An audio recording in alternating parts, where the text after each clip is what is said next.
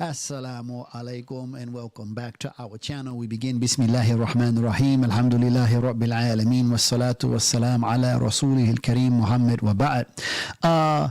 Today we're going to be continuing with our series Al-Islam in Black America. For several weeks now, we have really been on the topic, or I would say several recordings, because we did have a little break off, but for a long time we've been looking at the curse of Noah.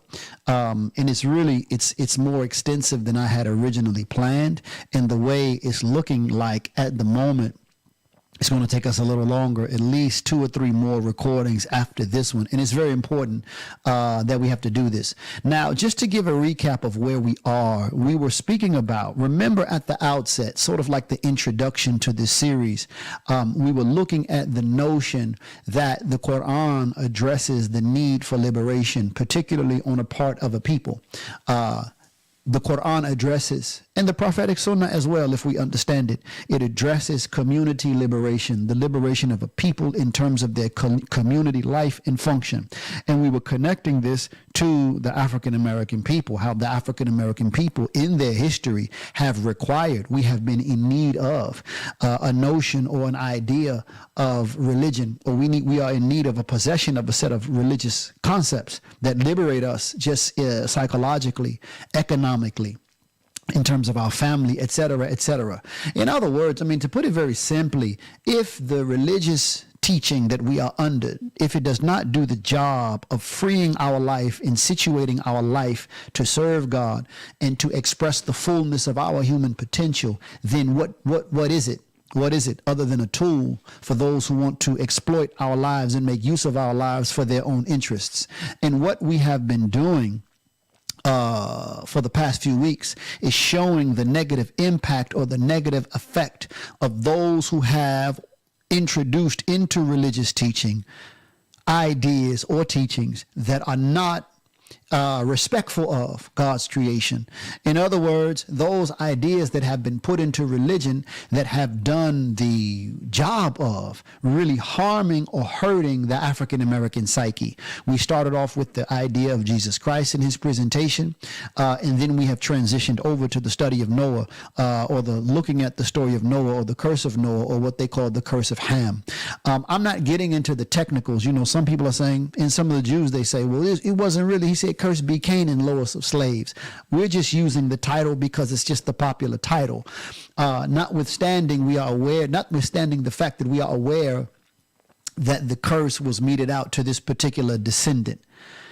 And there are some that say, they take the position that no, this curse doesn't really specify the African people. It doesn't really specify black people in the Bible.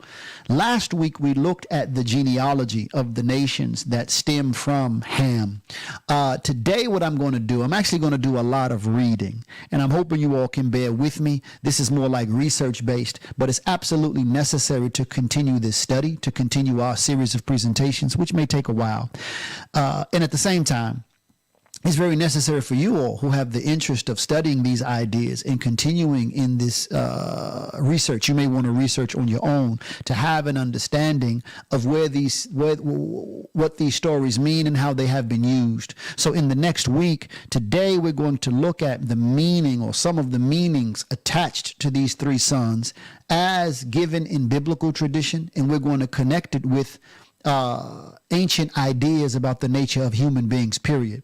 Next week, we're going to give an Islamic analysis of these particular ideas that are given.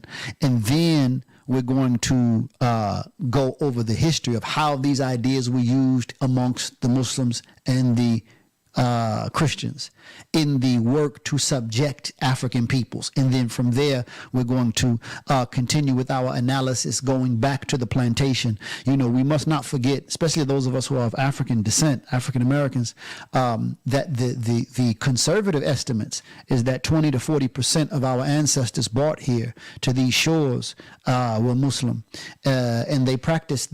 I was just in Charleston, South Carolina, in much of the history there of the people of that land. They have there's a preserved line of history that connects, because remember, I think it's about 80% of the slaves brought into the U.S.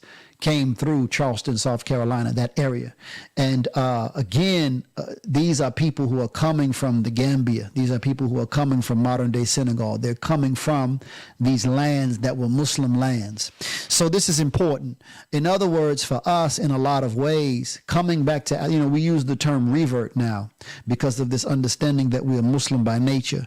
But for us, from the African American experience, and perhaps others too, I would definitely say this is true of Latino Americans, that it's like a double reversion or a double return. Not only are we returning to Islam as the inheritance of all human beings, because we all are created submitting or in agreement with God's will, but also from a lineage perspective, in terms of our history, our lifeline, in terms of blood and genealogy. Many of us are people. We were people that were connected to this deen. So this is very important. Now, what I'm going to do is present. So remember, just to recount the story, Noah gets drunk, he passes out. He has 3 sons. One looks upon his nakedness. He tells the other brothers. The other 2 brothers cover him up. Noah wakes up. He curses the brother that saw his nakedness, and then he blesses the 2 brothers who covered him up and didn't look upon his nakedness, and he gave them sort of a hierarchical blessing. The son Ham is cursed to be the lowest of all brothers. He says cursed be Canaan, but it's Ham is there listening to it. Cursed be Canaan, the lowest of slaves. A slave will he be to his brothers. Japheth is sort of like over Canaan, but under Shem, and Shem is over Japheth, and Japheth is over Canaan or Ham, as we just mentioned. And we looked at last week how the genealogy of these nations make very clear that from Shem come the people who would become Bani Israel. According to this narration, we don't accept this from an Islamic perspective, but we do admit, and we will discuss in the future, how this idea entered among the Muslims. So amongst the Shem, his descendants are to be Bani Israel. Japheth, his descendants are the Europeans. And Ham, his descendants are the African nations. Now, let's look at, I'm going to quote from several Jewish sources to highlight how they themselves perceived this narration. And I'm going to sort of skip around, bear with me. I'm reading for the purpose of research, but to present certain research. So one of their texts enters into the Gemara. It enters into a discussion about what was actually done to Noah by his younger son, meaning that there was a disagreement amongst the rabbis about the nature of Ham's sin that caused him to be cursed in the first place. And one of the positions says that Ham castrated Noah. So he saw his father's naked state and he castrated him, meaning that he removed his penis. And another position says that Ham sodomized him, which means that he had sexual intercourse with his father. Another Talmudic view says that Ham had intercourse, sexual violation with Noah, or he violated his father's nakedness in an incestuous way. Incestuous, meaning when you have sex with your own family members. The analogy given is that the same Hebrew phrase, quote, and he saw, it says Ham went in and he saw his father's nakedness. And this same phrase, and he saw, is used elsewhere. For example, Genesis 34:2. It's used in that context to mean sexual violation. Therefore, the rabbis inferred that the sexual act or asexual act occurred. So what does this mean? Like in the scripture, we have, like in the King James Version, and Adam knew, K-N-E-W, his wife, and she became pregnant with child. So the word knew refers to the sex act in this Old English language. What they're saying is that in this context, or in the scripture, particularly in the book of Genesis, to see, this phrase, and he saw, represent or is representative of sexual violation. That phrase represents that. Not, and the evidence for this is in Genesis 34:2. This is not just in this particular instance. So the rabbi, seeing this use of language that it means sexual violation elsewhere in the book of Genesis, they concluded that when it said that Ham saw his father's nakedness, it also means that he violated him sexually. Some sources interpret, so I'm just going down the list of these sources that I've compiled, so to speak. Some sources interpret Ham's offense more as disrespect, as mockery, publicizing his father's shame rather than a full sexual violation. So, for example, I mentioned this last week, the very fact that he told his brothers. So when he saw his father's nakedness, he didn't cover his father. He went and told his other brothers. But what he should have done, according to, and this is even true in Islam, like our ethic, he should have covered his father and not mentioned it to anyone. This would have been the ethically, or at the very least, the morally correct thing to do. And what the scripture is saying is that this particular son had the behavior, or his behavioral type. And I'm going to explain what that means momentarily. His behavioral type was such that he didn't take this circumstance that he saw his father in. He didn't see it seriously. He didn't regard it in a serious way. He made mockery of it. And he publicized his father's shame. He disrespected his father in that shameful condition. Now, whether we take it as sexual intercourse with his father, castrating his father, or disrespecting his father, what we can conclude is that Ham, according to these descriptions, typifies a lowlife, a very low, base, immoral human being. That's what he typifies. I'm not talking about the race thing right now. I'm talking about just the behavioral type, like how he's behaving and how his behavior is interpreted according to their sources. Their sources are establishing that he is a man of base, low behavior. One of the books goes on to say, since the Torah commonly considers a person's descendants to be highly influenced by him, all the more so when we are talking about the father of a nation or nations. As a matter of fact, just as a side note, I took one class in Jewish studies, and some of them are even of the opinion that Abraham was the name of the progenitor of a particular tribe of people coming out of the Near East.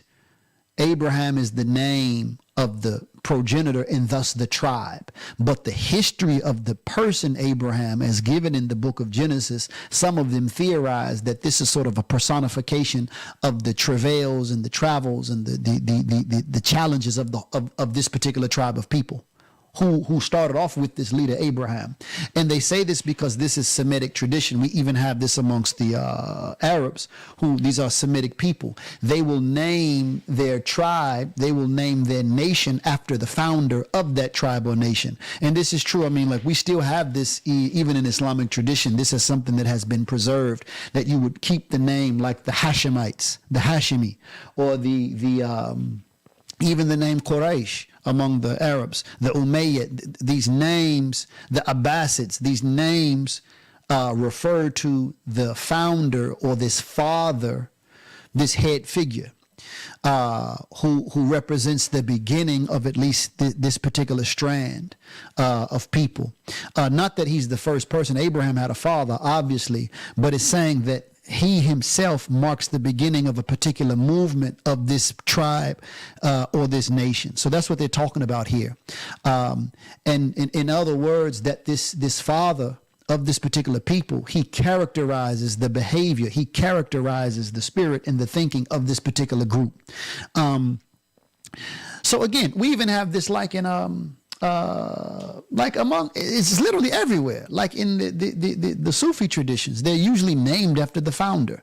The schools of law, like, you just have this is like a human thing, but we also have this like an actual culture that you name the group subscribing to these ideas or these spiritual practices or these perceptions. Not that the ideas and perceptions are not added to, not that, this tradition of scholarship or spirituality or even these tribes are not evolving and thing, but this one name represents the point of departure for this group. I hope that's clear. So the Torah commonly considers a person's descendants to be highly influenced by him, all the more when we are talking about the father or the leader of a nation or nations. If Ham's weakness lay in sexual depravity, we would not be surprised if the same were true of his progeny. In fact, the Torah gives us several indications that it views ancient Egypt as a nation marked by sexual immorality.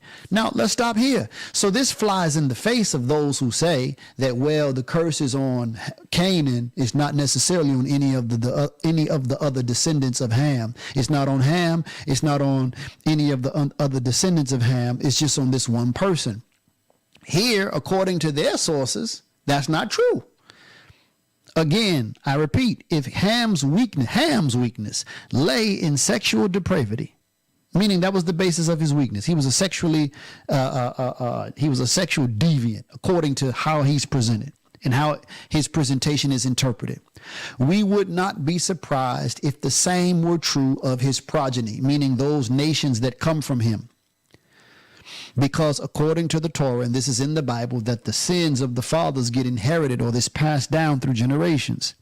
He says, in fact, the Torah gives us several indications that it views ancient Egypt as a nation marked by sexual immorality. The clearest reference to this is when Abraham feels a need for special precautions to protect his marriage with Sarah, specifically in Egypt. Now, we read about this in the book of Genesis as well, that Abraham, they were traveling around, but when he was in Egypt, he told his wife Sarah to tell the king, tell the people in Egypt that that you're my sister, I'm your brother, not that you're my wife, because he wanted to protect himself. And of course, the king tried to marry her, and he experienced some curses, and he let her go. And in Islamic tradition, this is talked about, because in Islamic tradition, there's this discussion of all the prophets guilty of sin. So did Abraham sin by telling a lie, or did he lie and thereby committing a sin? And the answer is no, because she was not only his wife, but as Allah says, or as we have in all of our traditions, really, the believers are a spiritual brotherhood. Like we say this still, I call a Muslim sister my sister. And that spiritual connection between the Muslim brother and sister is first. It precedes whether or not I marry that woman. So he didn't lie. Okay, so that's that. Now, reading further, there is a discussion about Nimrod and the Tower of Babel. These are other sources. I'm not naming them all. I'm just kind of going down the list for the sake of brevity.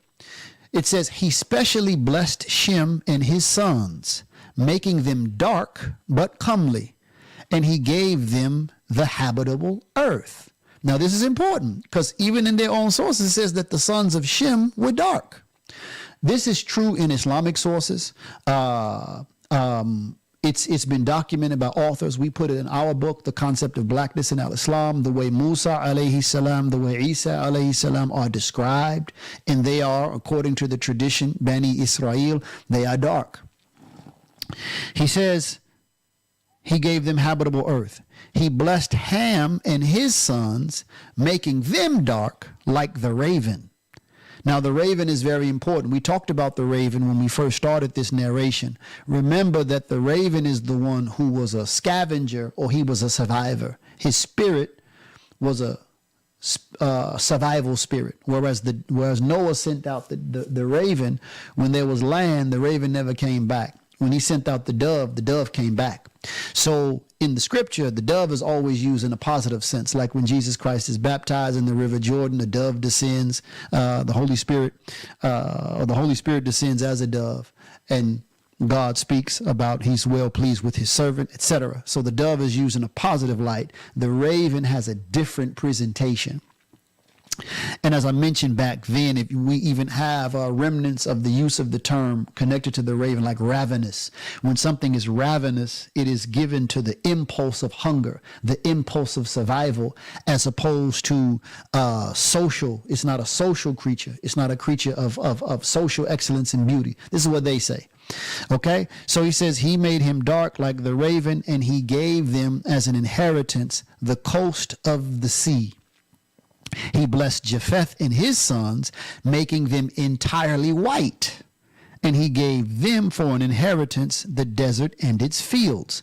So it's very important now, because some people say, oh, well, these are not the sons of Ham are not associated with the color. That's not according to what's in the books.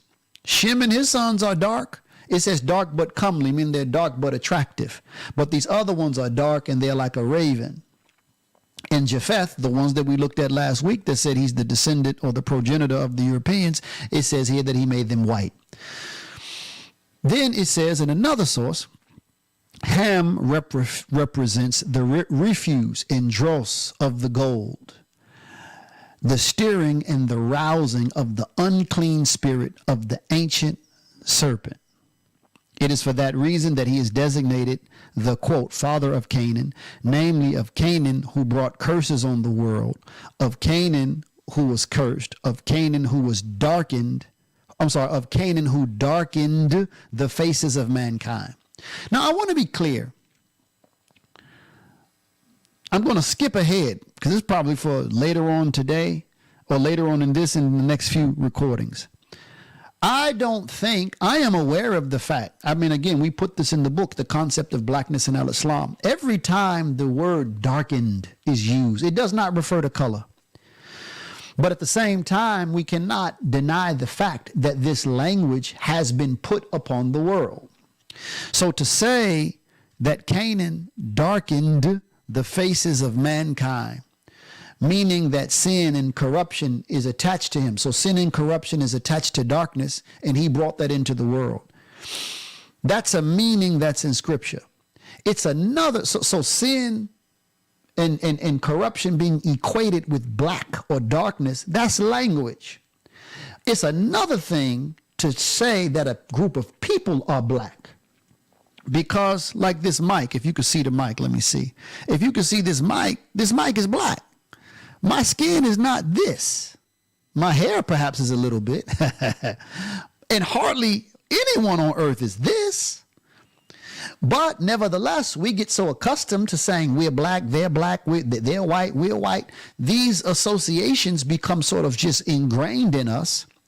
And this language can now be used as a means of crippling our perception of ourselves. So just keep that in mind.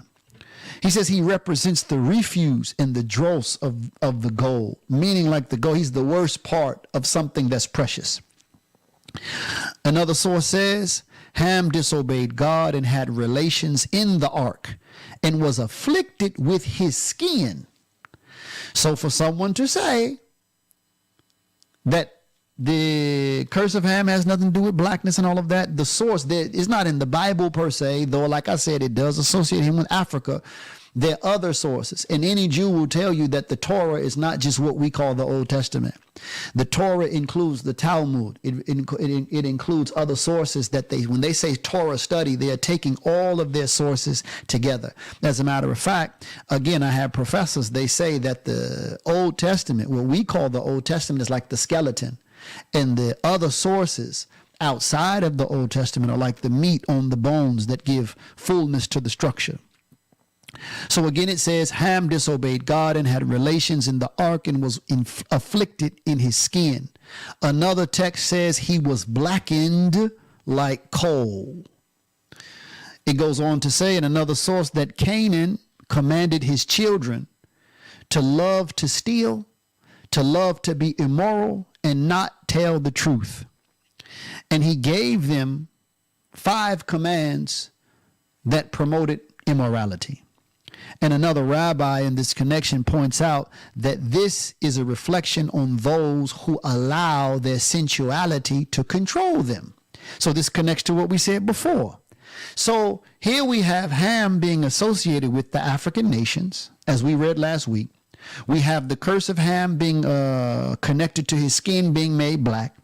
And we have Ham and his descendants, not only do they inherit his sexual immorality, him being guilty of sexual depravity, but also commanding his children to love to steal, to love to be immoral, to love to not tell the truth, and so on. It goes on to say, raw, hot sensuality, which has no control over itself, which has lost all reserve and respect for anything spiritually high, is unfit for ruling, let alone unfit for freedom. It in itself is unfruitful. It is without progress. It is without blessing, and it bears ruin to itself. Because freedom is only achieved and retained by those who can master and control themselves. In other words, Ham is guilty of hot sensuality. He is guilty of sexual depravity, to lying, to cheating, etc. Therefore, he is not fit to be free. He is only fit to be a slave. This is how he's being classified. Now, having said all of that, let me look at my time here. I don't want to take up, we want to keep these under a certain time frame. It's important to understand this. The question becomes then, do the rabbis, do the religious authorities in the church, and do the Muslim authorities, do they accept this language? That's question number one. And if the answer is yes, question number two is, do they accept it on the surface, or is there other meaning to this language? And this is why I mentioned what we have in the book, The Concept of Blackness in Al-Islam. If we're going to equate blackness with moral depravity, immorality, the inability to control our passions, our appetites, etc., does that have a meaning in the context of scriptural thought or philosophy, scriptural thinking, religious philosophy and thinking? And if it does, what is it? It's important to understand at the outset that all of these, these ideas, many of these ideas are not new to the Bible. They're not new even to what is called the Abrahamic faith traditions. Many of these ideas about the nature of man, the nature of the world, they go back to ancient philosophies of the world outside of Europe into Asia and other parts, and they go back to ancient mythologies as well. And this is something that even religious people are scared to embrace because they feel that it's going to fracture their sense of reality. But the fact is that these ancient nations that precede Judaism, Christianity, and Islam, they had these ideas, not all of them, but they had many of them in their systems of thought and belief. And this really shouldn't be a problem for the Muslims, because Allah tells us in the Quran that there hasn't been a people who have not had warners. There has not been a people who have not had, messengers, etc. From the very outset of human creation, we are told that Allah taught Adam the names of all things. And some of the thinkers in Islam connect this to the idea that he taught Adam the nature of all things, meaning that he gave him insight into the nature of the world. And that him teaching Adam the names of things continues today, because man grows in knowledge. He grows in the knowledge or the understanding of the nature of things, and he assigns names to things traditionally based upon that nature. So, for example, a good example of this, is like artificial intelligence. Artificial intelligence is a term. It's a term put upon a certain entity, a type of intelligence that is artificial. It's not natural intelligence. Human beings possess natural intelligence, or intelligence that's educated. Certain animals display a type of instinctual intelligence. Artificial intelligence, these are systems, these are data systems that you have certain input, certain mechanisms of, I can't think of the term right now, but these are certain processes that allow for them to produce an output. The entity is not reasoning and thinking in the manner of a human being. It's artificial, it's man-made, and it's the result of probabilities. That's the word I was looking for. So human beings name things. We know the nature of something, and oftentimes we assign a name to it based upon its nature. And when we study ancient languages, we can really see that this was the nature of language at that time. But in any event, I want to point out that this idea of three, and notice in this three, we have Ham, we have Japheth, we have Shem. Ham is the lowest. He serves everybody else. Japheth is the middle one. He is over the lower one, but under the higher one. And then you have the high one. This sort of separation of the human being, or this description of human beings. It goes back to the ancient times, and it always goes back to the soul. So I'm going to quote, for example, the philosopher Aristotle. You know that the Greek philosophy and the ancient Egyptian mythology and Greek mythology was very impactful on the church, and it was also very impactful of the Old Testament people. They try to say Near Eastern mythology. That's true. We can find evidence of that, but it's very true that ancient Egyptian, ancient Greco, and Roman ideas influenced the people of the book.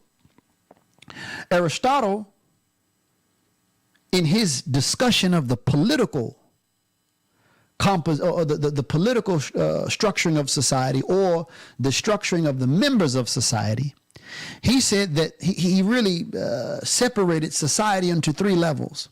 The lowest level were those who were devoted to the hedonistic life. And you can look up the term hedonism. Most of us have heard that term, hedonism. These are the ones devoted to a life of pleasure. And the life of pleasure, or pleasure for them, was bodily pleasure, comfort, sensual satisfaction. And the ones that made up this group, they are the majority of members in a society. And their orientation is for immediate gratification: food, drink, sex, entertainment, etc.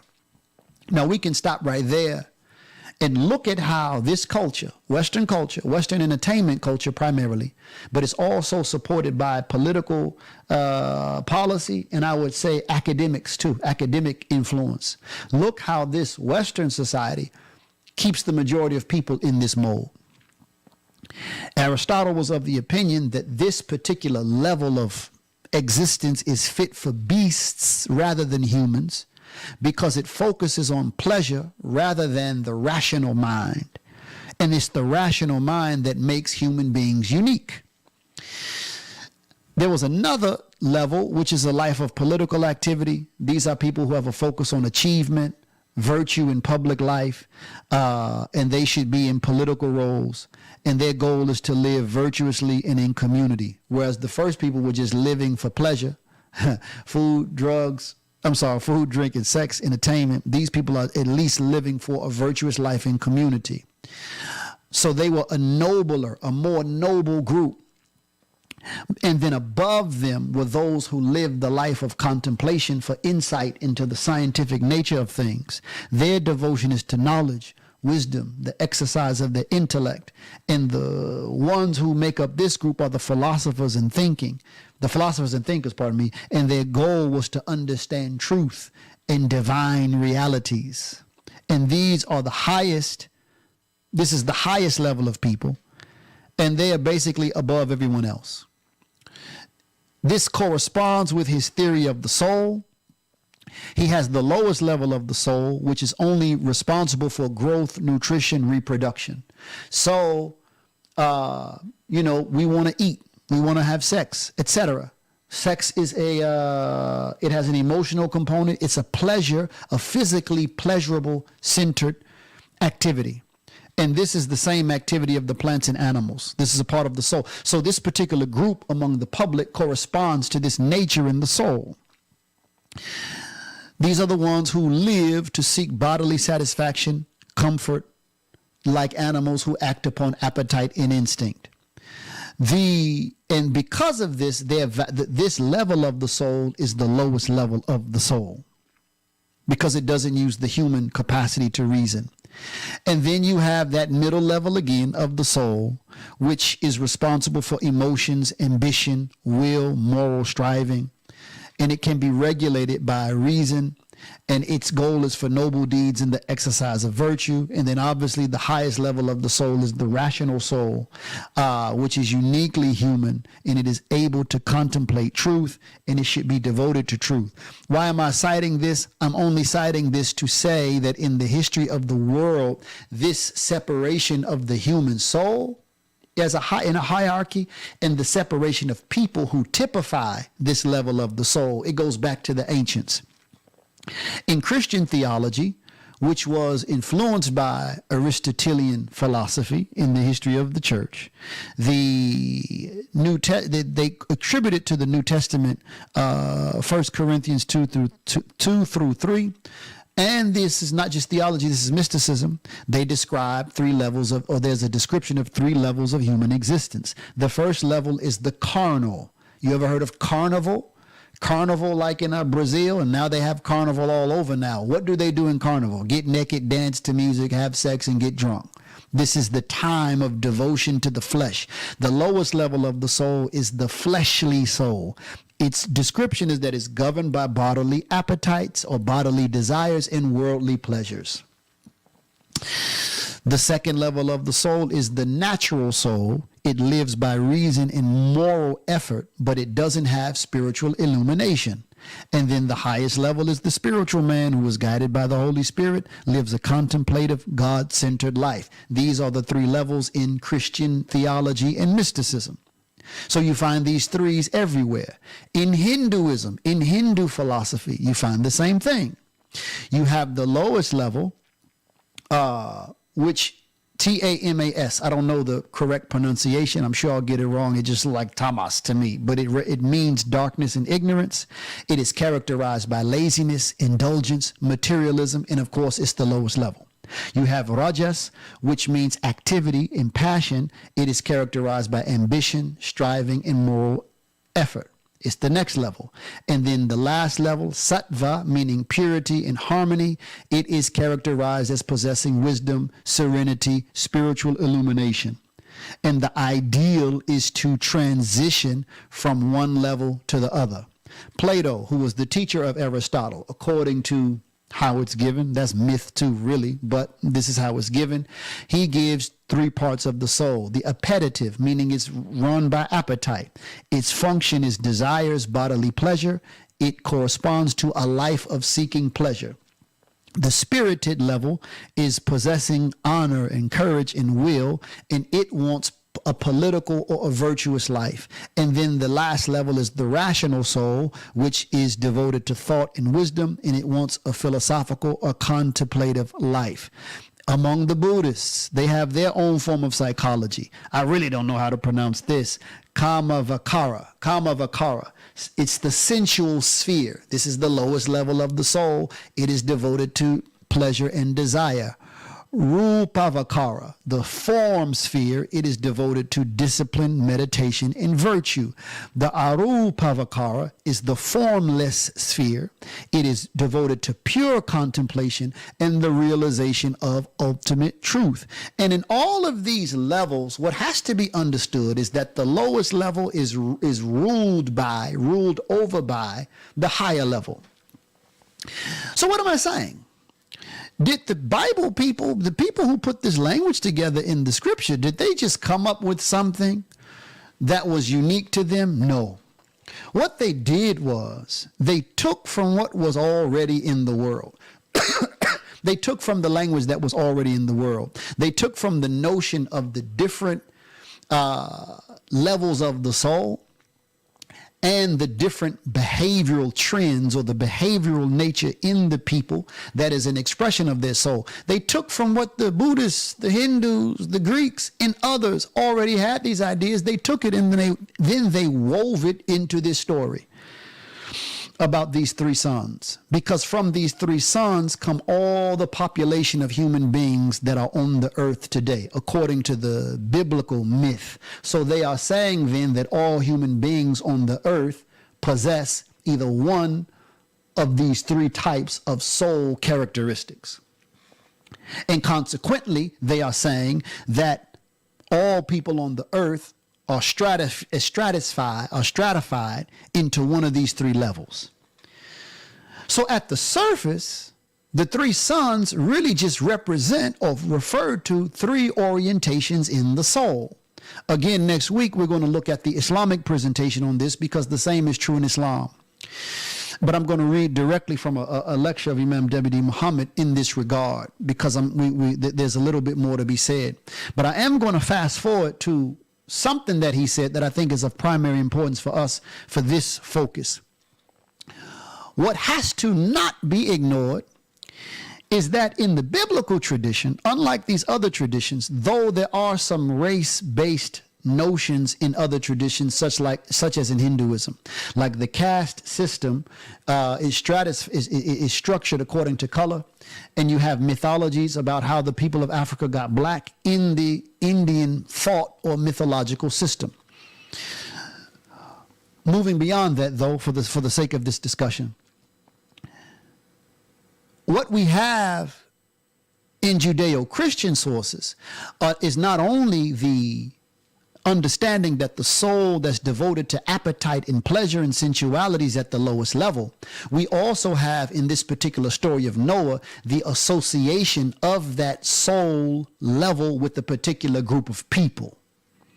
If you take what we said last week, how the sons of Ham are associated with these nations, what we read earlier about how the rabbis associate this particular behavior with Ham and the nations that come from him, and if we connect that to the descriptions of the soul we just read, we can clearly see that the behavior in this lowest behavior in the soul is associated with a particular color and is associated with a particular group of people, a particular set of nations.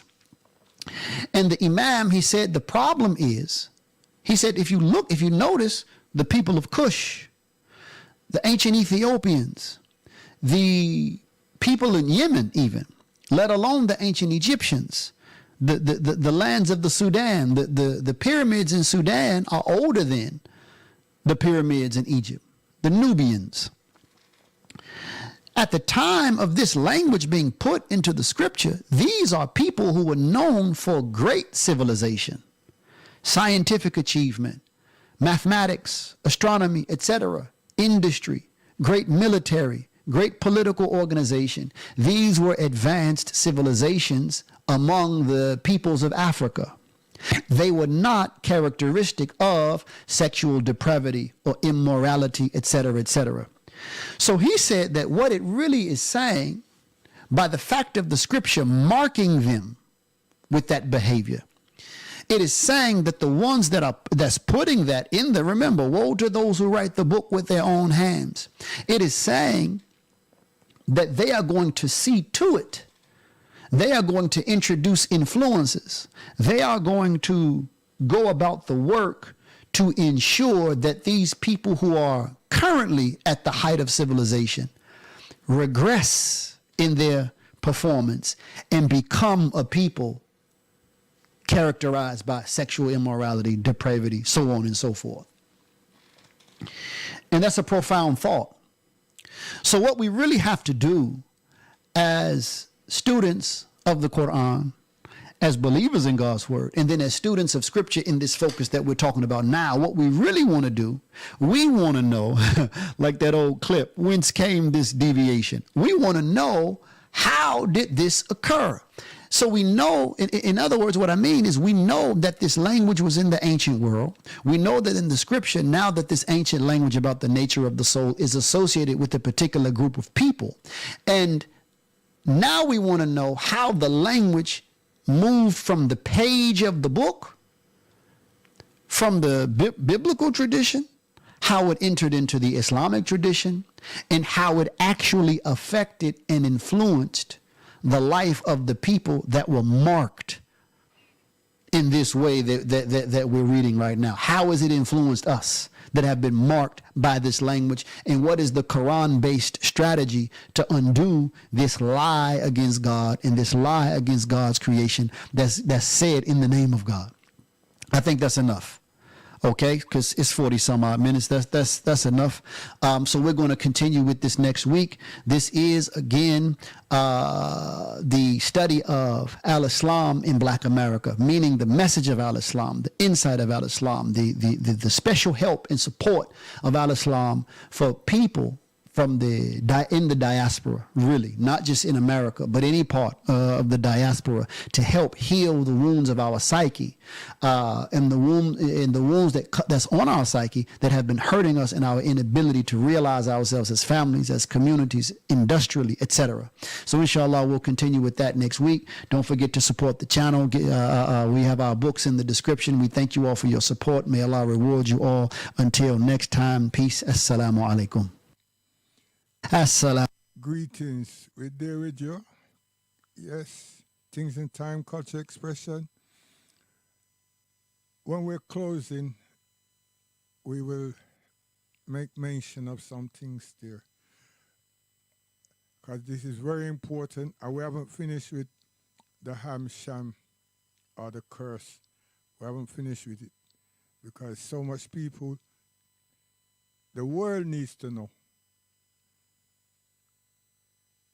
The African world, we need to know and understand.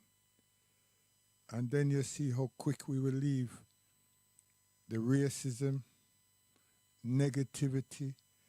We would embrace love of ourselves first, and love of humanity, love of humans, and most importantly, the love and the fear of God. That fear of God is love, you know. It's not fear like a frightened, but the obedience, you know, is very important. And spiritual understanding instead of spiritual talking, and what that means. It's not Father, Son, and Holy, nothing. What it means, there's so much coming. We haven't stopped, we just started.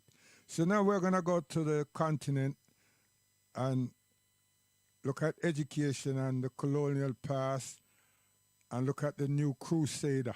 Hey, come on. Well, hello, good evening, and welcome to the program. This is Daily Politics on Trust TV. I'm Abdullahi Ahmed. Thank you most kindly for joining us. Tonight, we focus on the rising tensions following U.S. President Donald Trump's remarks calling for the designation of Nigeria as a country of particular concern. The move has sparked outrage, divided public opinion, and put diplomatic channels under huge scrutiny. The big question is, what is driving this renewed push, and is military intervention a bluff or a possible reality? Join the conversation virtually is investigative journalist David Hunde, who will help us navigate and provide some insight into the controversial designation, as well as what this could actually mean for not just Nigeria-US relations, but Nigeria's national cohesion. David, good evening, and thank you most kindly for joining us. Good to see you again. Good evening. Thank you for having me. Right. As a Nigerian, your 2 cents on this one, because Nigerians have been polarized by the conversation, the claims, the counterclaims, the explanations from in and out of the country. What is your 2 cents about what is playing out? Well, Nigeria is unfortunately turning into the proverbial grass in the fight between two elephants. The elephants in this instance being the US and China. There's a global trade and geopolitical conflict going on, and unfortunately, we happen to be right in the middle of it, even though we don't seem to realize it. And I've tried to explain this in very simple terms in the past. That basically most of today's technology and all of tomorrow's technology is centered around rare earth minerals, right? So yesterday's technology was centered around the internal combustion engine, so it was centered around oil. Tomorrow's technology, which centers around the so-called new energy and new energy vehicles, they center around batteries. So things like lithium, cobalt, manganese, tungsten, all those sort of relatively rare minerals which are found in specific places in the world. Now, the reason why this geopolitical conflict over rare earth minerals is dragging Nigeria into it in this potentially violent way is, as you recall, a few days ago, China made a decision to restrict rare earth mineral exports to the US. Why that is significant is that China controls an estimated 95% of the global rare earths supply chain. So from mining to refining to transport, China controls most of it. So in response to that, you saw the US Trade Secretary, Steve Bessent, coming out and saying that the US intends to build out its own rare earth mineral supply chain in response to China's export controls. Now, for those who don't know, the actual process of finding rare earths is not that difficult, because even though we call them rare earths, they're not actually that rare. What makes them rare is that it is extremely difficult and environmentally toxic and hazardous to refine them. from the state that they are found in nature. China is the one country that has figured out the technology behind refining these rare earths in a way that doesn't totally destroy the environment. So if you need these rare earths, but you can no longer get them from China, so you need to refine your own rare earths somewhere else. Are you going to do it in your country and destroy your own environment? Or are you going to do it in a place where they are found plentifully, where you can outsource the environmental destruction and devastation to, and it becomes somebody else's problem? And obviously, the American mind has made that, the same kind of decision that it has made for the past 500 years. That it's going to be somebody else's problem. We will extract the benefits and leave the costs for someone else. And that someone else in this instance is Nigeria. That is the basis of all of this. It's, unfortunately for those of us who have this unfortunate idea that this has something to do with who is Christian or who is Muslim, or that Donald Trump cares about a creature known as a Nigerian Christian, regardless of whatever it is that he has to say on social media, those people need to wake up. Because in the real world of geopolitics, which we are witnessing, that is what is going on. There's a conflict over rare earth minerals, which is also a conflict over technology, which is also a conflict over who gets to rule the world in our lifetime. And that's what is going on. Nigeria has been designated, being that the northern half of Nigeria has a lot of these rare earths in abundance. Nigeria has been designated as one of the countries that will be sort of used as a staging point for extracting and refining these rare earths, so that all the environmental and social costs of doing that are our problem, and then the refined product is taken to the US and is used to their industrial and military and economic ends. Right. That is what is going on. So this Kabuki theater show that Donald Trump is putting on, where he's saying, you're killing the Christians, and if you don't stop doing that, and then it's defined very vaguely what's the supposed conditions for stopping even me. This is all a Kabuki theater show. This has all been predetermined, that we need to create a pretext to go into this country to take something that we want. And this is the pretext that we're going to explore, and this is why we're doing it. So regardless of what anyone does or doesn't do at this point in time, it doesn't matter. The decision has already been made in Washington. This is an economic and political decision that was made without our input. So from a Nigerian point of view, the only thing that anyone should be doing right now, anyone who has access to any international institutions or media or pressure or political power or whatever it is to make the point that Nigeria is a sovereign country. Right. So regardless of whatever Mr. Trump might claim is or is not happening in Nigeria, it is not the US government's prerogative to determine what is or is not a solvable or non-solvable issue in Nigeria and how such an issue should be solved. Nigeria is a sovereign country. If the US government, if the US as a country has a problem, for example, an internal problem with how it treats black people, I've never seen the Nigerian government make noises about going to carry out potential airstrikes in Philadelphia to punish the US for treating black people a certain way historically. Because we understand that even if you might feel a certain way about that, it is an internal issue in a sovereign country, and you have to respect that. Right. So that is the only point that matters, and that is the only point of defense that has any chance of succeeding. Because if you are to debate people like Trump using a false premise that they are constructing for public consumption, which is whether this is Christian or not Christian, whether this is Muslim or not Muslim, you are going to lose that debate, because it's a debate which is based on a fundamental dishonesty. It's based on a fundamental untruth. Right. Okay. And it's a debate that is deployed in very bad faith. Right. Okay. Just to double down on the conversation that is happening inside of Nigeria. A lot of people listening to you right now would say, well, David is talking about something secondary, but what about the primary issue? On face value, are you discounting the reality of some Nigerians who believe that the claims that have been made domestically as well as internationally has some merit? And if that's not your argument, what about the merits of the issues at play here? Nigeria's insecurity, the concerns about some communities who feel targeted by terrorists as well as all these other criminal elements that has made life unbearable for the most part.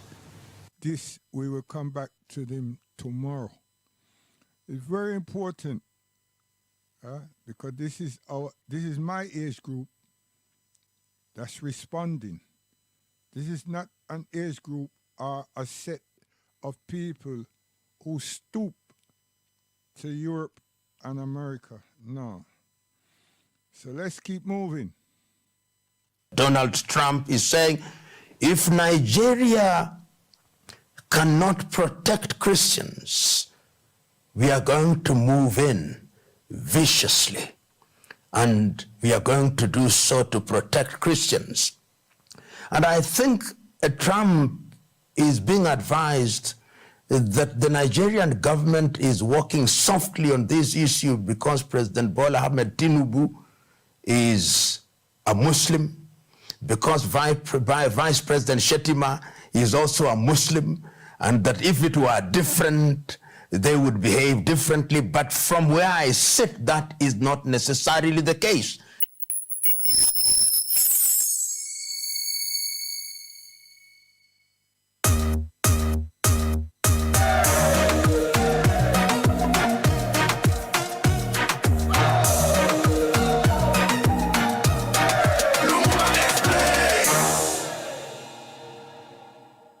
The situation in Nigeria must be understood from a historical context.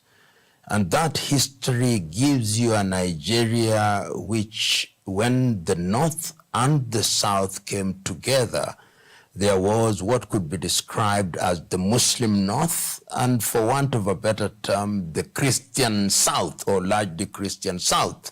But remember, there are also other African religions, but that is the preferred definition. With the consequence that Nigeria has always had tension of one kind or another, the tension that led to the civil war in Biafra, which was not founded on Christianity at all, and of course the many coups d'etats that saw at that time in the 1960 of the killing of people like Ahmadu Bello from the north and the imposition of the military administration. But to come to more recent history is that there are elements within Nigeria in the north, and this came to the fore in the year 2009 with the formation of what is now popularly known as Boko Haram by Yusuf Mahmoud. When Yusuf Mahmoud formed Boko Haram at that time, there were a number of things that were defining the philosophy. And remember that the version of Islam that he propagated is Salafism. And Salafism is a sect of Sunni Muslim. And their argument was that they want to restore Nigeria to the original Islam as was practiced by the Prophet Muhammad, peace be upon him. When that happened in 2009, of course, Muhammad Yusuf was arrested. And when he was arrested and he died in jail, he became a martyr. And that changed the complexion of Boko Haram, which means Western education is bad, if you are to render it in simplistic terms. And the whole idea, and this is what they were selling at that time, what is the value of this education where you get education but there are no jobs, there are no opportunities, and that appealed to very many young people in northern Nigeria. And that is why it is characterized as Muslims rising against Christians. When Mahmoud Yusuf died in prison and Abu Bakr Shekau then became the leader of Boko Haram, there were then quite a number of splits within the Boko Haram that we knew, with allegiance being declared to Al-Qaeda in Iraq and in Syria. Meanwhile, activities then heightened and they started killing persons because of their religious affiliation. But it must also be remembered that even Muslims were killed in the process. But the declaration was that we want to Islamize not only the northern part of Nigeria, but the entire Nigeria, and introduce Sharia law. But these activities were not confined to Nigeria. It was along the Chad basin, so that Chad was affected, Niger was affected, and even Cameroon was affected. But of course, the theater of action is Nigeria. The consequence of that now has been that they have engaged in activities which have led to the death of many. You remember the bombing of the UN offices in Abuja, which led to the death of 23 people. You remember the Chibok girls when they raided schools and picked the Chibok girls, some of whom are still in custody. And when, of course, Shekau himself died, or is said to have committed suicide because there were splits within Boko Haram, we now have a situation where we have an organization which has different factions. And these factions are operating sometimes at cross purposes, and Boko Haram has been declared as a terrorist organization. And the effect of Boko Haram has been therefore to antagonize Christians. And we know that Christian clergy have been targeted. We know that churches have been targeted, and you've now created an environment that depicts these particular activities as targeting Christians. And indeed, there are Christians who have now come out and say that we are going to organize ourselves in order to resist this. But that must be contradistinguished with certain sober voices within Islam in Nigeria who say that this is a terrorist organization, should be seen as such, and we should therefore not condemn the entire Islam. But as the saying goes, bad news spreads faster than good news. So what do we have in the popular media? Muslims or Muslim organizations are killing Christians. What is the reaction from different people? Let us resist them. Let us resist what has been described in different quarters as the Arabization and Islamization of Africa. And this is the context in which we now find Nigeria being a point of reference from no lesser space than the United States of America. The United States of America, through the President Donald Trump, is saying, if Nigeria cannot protect Christians, we are going to move in viciously, and we are going to do so to protect Christians. And I think Trump is being advised that the Nigerian government is working softly on this issue because President Bola Ahmed Tinubu is a Muslim, because Vice President Shetima is also a Muslim, and that if it were different, they would behave differently. But from where I sit, that is not necessarily the case. And these are individuals who are known to me. My own view is that you are dealing with an organization which is out of control, which is engaged in unconventional warfare, and is not going to be easy to defeat them, because they are not your regular army wearing army uniform. They are not arranged and organized in battalions and brigades. They could be somebody who is walking in the street and propagating their agenda. They hit when you don't expect, and they hit what you don't expect. Even when you say you are going to bomb them, who are you going to bomb? Where? In which location are they crowded that you'll bomb them and finish them? These are the questions must be called into question. And yes, you understand? Because we're not stupid people, and we don't react to haste and arrogance. You understand? And that goes to some of my own Pan-African brothers and sisters across the diaspora. You're too emotional, many of you. You understand? And true, you have this thing about Muslims or Islam and everything. You rush for condemnation. Stop it. Stop it. This segment and more to come with the Ham, Sham, and Japhet curse and all them something there is to put it into that kind of mindset and propaganda and waste of time and creating division when there should be none and spreading rumor and propaganda. You understand? Pick yourself up and go jam rock and help the people them find the guns them that now should be exposed because God take off the clothes and everything. You understand? Serious thing. Just get a flight, go across there and help cleanse the island of guns. May I tell you? Serious thing. You think a joke. So here we are still with education, because Boka means education if you did not know that from the first place, because they never investigate language.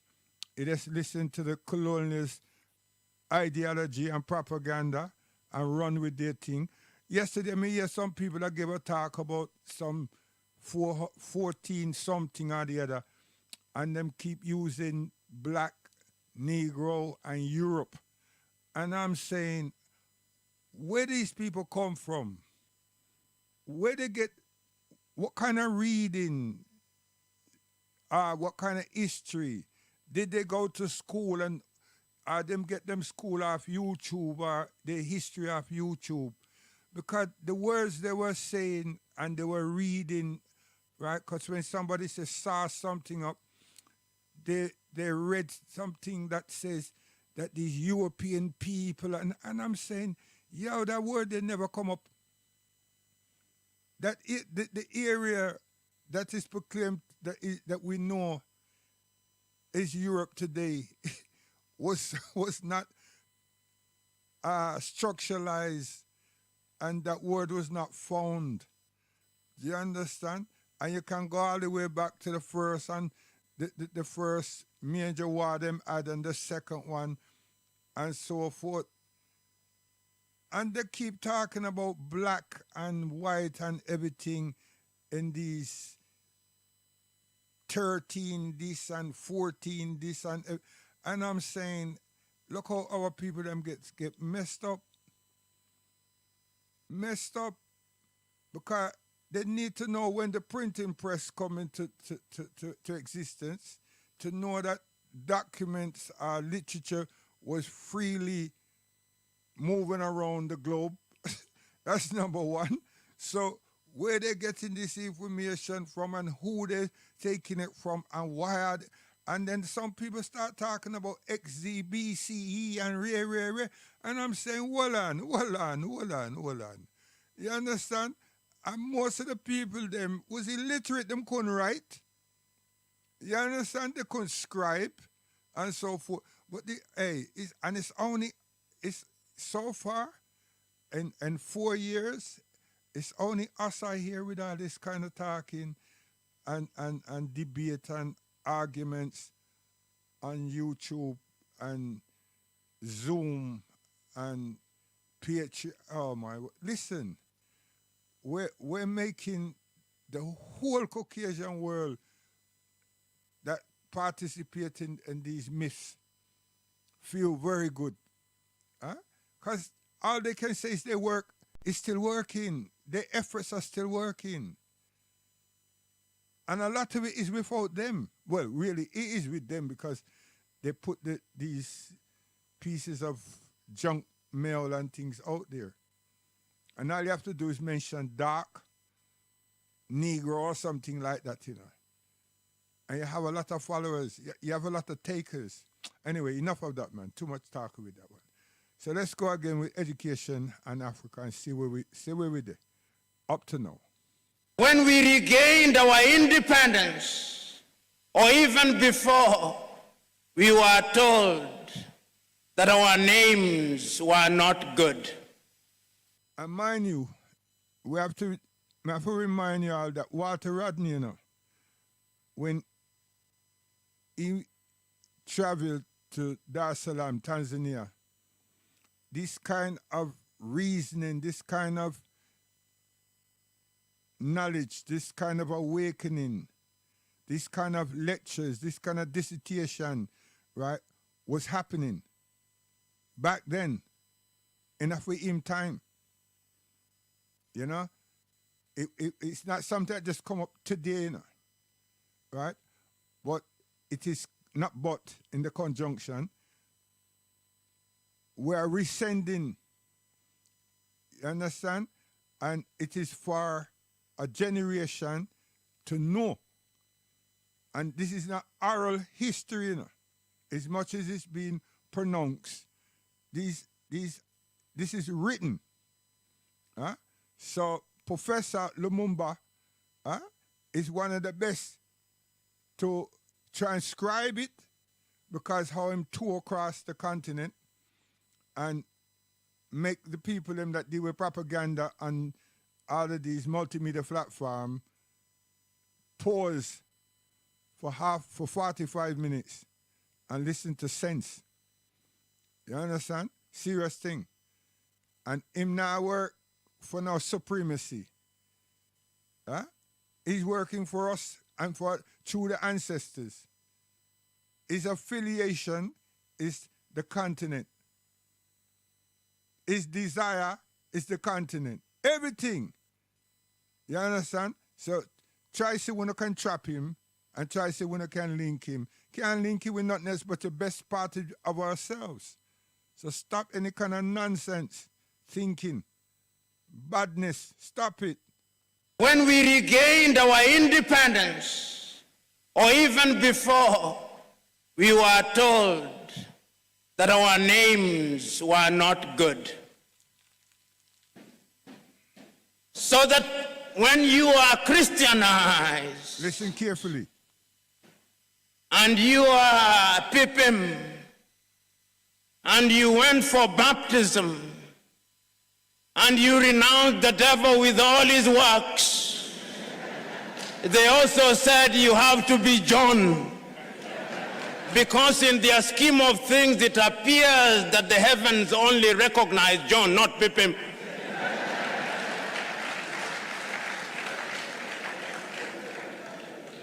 We were told that all the education we had acquired meant nothing. So that if you are eloquent in Ga or in Chui, you are not intelligent. You are only intelligent in English. You can only be intelligent in French, in Portuguese. We now know that that is nonsense. And you know, when that great Nigerian musician in the 1980s, fella Nicola Pokuti said, "Teacher, don't teach me nonsense." He meant it. He was reminding us that we must examine our education system. You know, when the British came here and they were establishing schools across Africa, and then when they were establishing Achimota, which is famous for producing great Ghanaians, the intention was to produce young men and women who would support the colonial empire. The intention was the same in Uganda with Budo's King's College. It was the same in Kenya with the Alliance schools. As Chinua Achebe says, the white man was clever. He came and put a knife in the things that held us together, and things fall apart. And they have remained apart. So today when we come here to talk about education, we come here to remind ourselves that we have urgent business to be undertaken.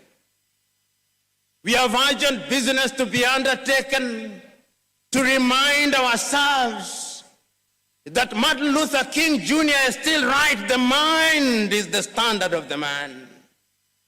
Because if the mind cannot imagine, then we cannot realize our potential. So we are here to interrogate our education system. My good friend Samuel Pippin, doing the work that he came to do, to lay the ground, reminded you appropriately that we have now become famous for producing graduates in agriculture, some of whom, if you allow me a little latitude and hyperbole, cannot distinguish between a goat and a sheep.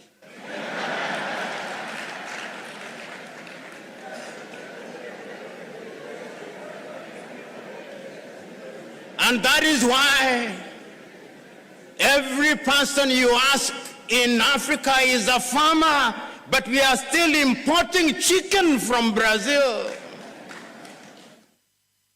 When I sit at the breakfast table in any African country, what am I served with? Nescafe from Nestle in Switzerland. There is not a single coffee bush in Switzerland. When I sit at the breakfast table, cocoa from Nestle, and yet Ghana is the largest producer of cocoa. What happened? We were disrupted. Pippin was right. When we want to build our roads, we have engineers, most of whom today, if you do not address them as engineers so-and-so, they rise up, ready to beat you up. But yet, when we are building our highway from Accra through to Winneba, through to Cape Coast, through to La Côte d'Ivoire, it is the Chinese that I see.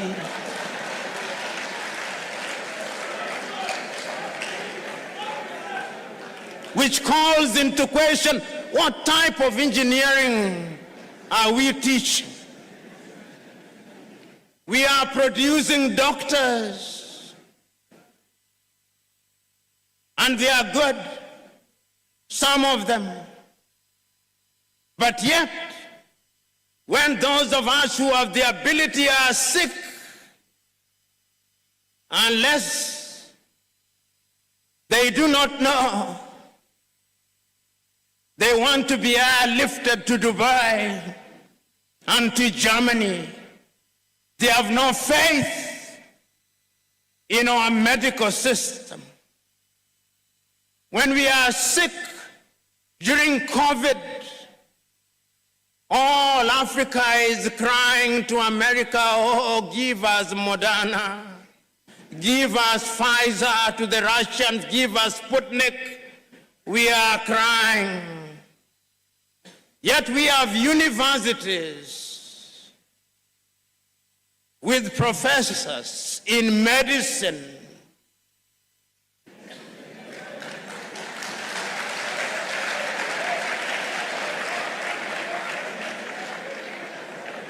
You know, there is a missing link somewhere. Until the day we have the courage to find that missing link, then we are not preparing for the 21st century.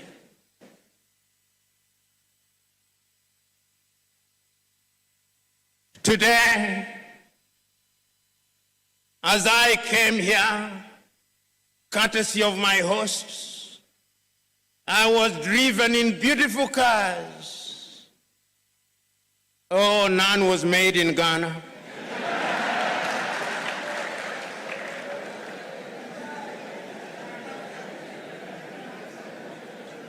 They are either made in Japan or in Germany. Africa does not produce cars. Ali Mazrui is right. We are in the business of consuming that which we do not produce and producing that which we do not consume. We must re-examine our education system. Even in matters as mundane as sports, which is a multi-billion-dollar industry. The United States of America offers our young men and women scholarships to study sports. Our universities don't. Football is a multi-billion-dollar industry. But yet, when one of the masters of ceremony was speaking in jest, it is not the anthem of Asante Kotoko that he remembered, but that of Liverpool, "We shall not walk alone."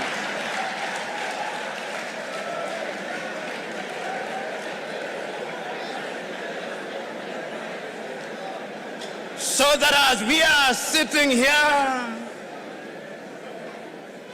even in the area of sports, which is a whole multi-billion-dollar industry, our young men and women are preoccupied with whether Arsenal beat Real Madrid or Barcelona beat Borussia Dortmund.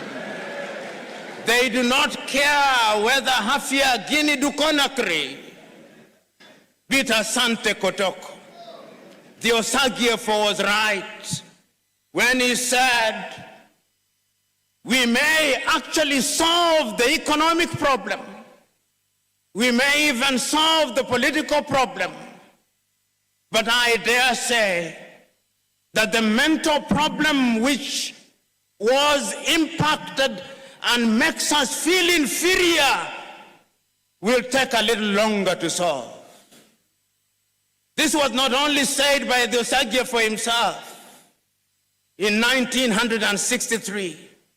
In 1933, Carter G. Woodson, that African-American educator writing in his book, Miseducation of the Negro, said that we have been so miseducated for so long.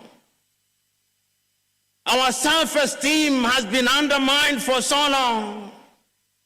We have been made to use the back door for so long that even when we are told to use the front door, we look for the back door, and if we can't find it, we create our own back door.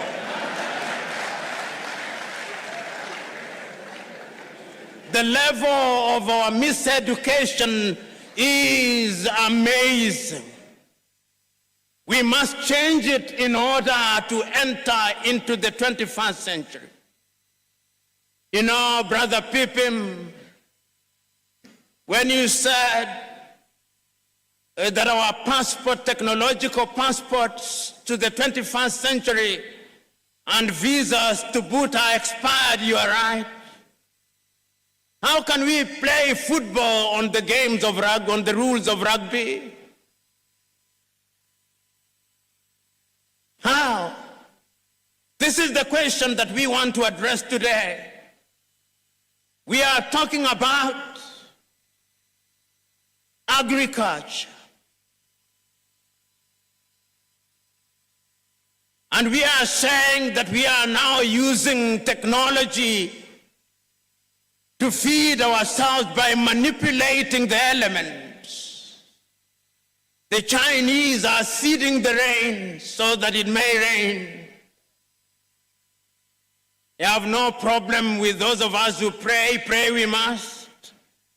But this misguided belief by Africans that when there is no rain we pray and do nothing about it is completely misguided. The divine instruction was go ye and subdue the world. And subduing the world is by using our minds, by using the knowledge that we have. This is what the universities must ask. If you are a teacher, what kind of a teacher are you? Today, If I stood here and asked young Africans, and there is no shortage of them here, how many African authors do you know? And I asked, which is the last book of Chinua Achebe that you read?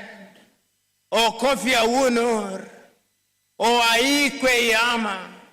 Or Kamara Lai? Or Flora Nwapa? Or Dambisa Moyo? Or more recently, Chimama and Ngozi Adichie? Or Yagiansi?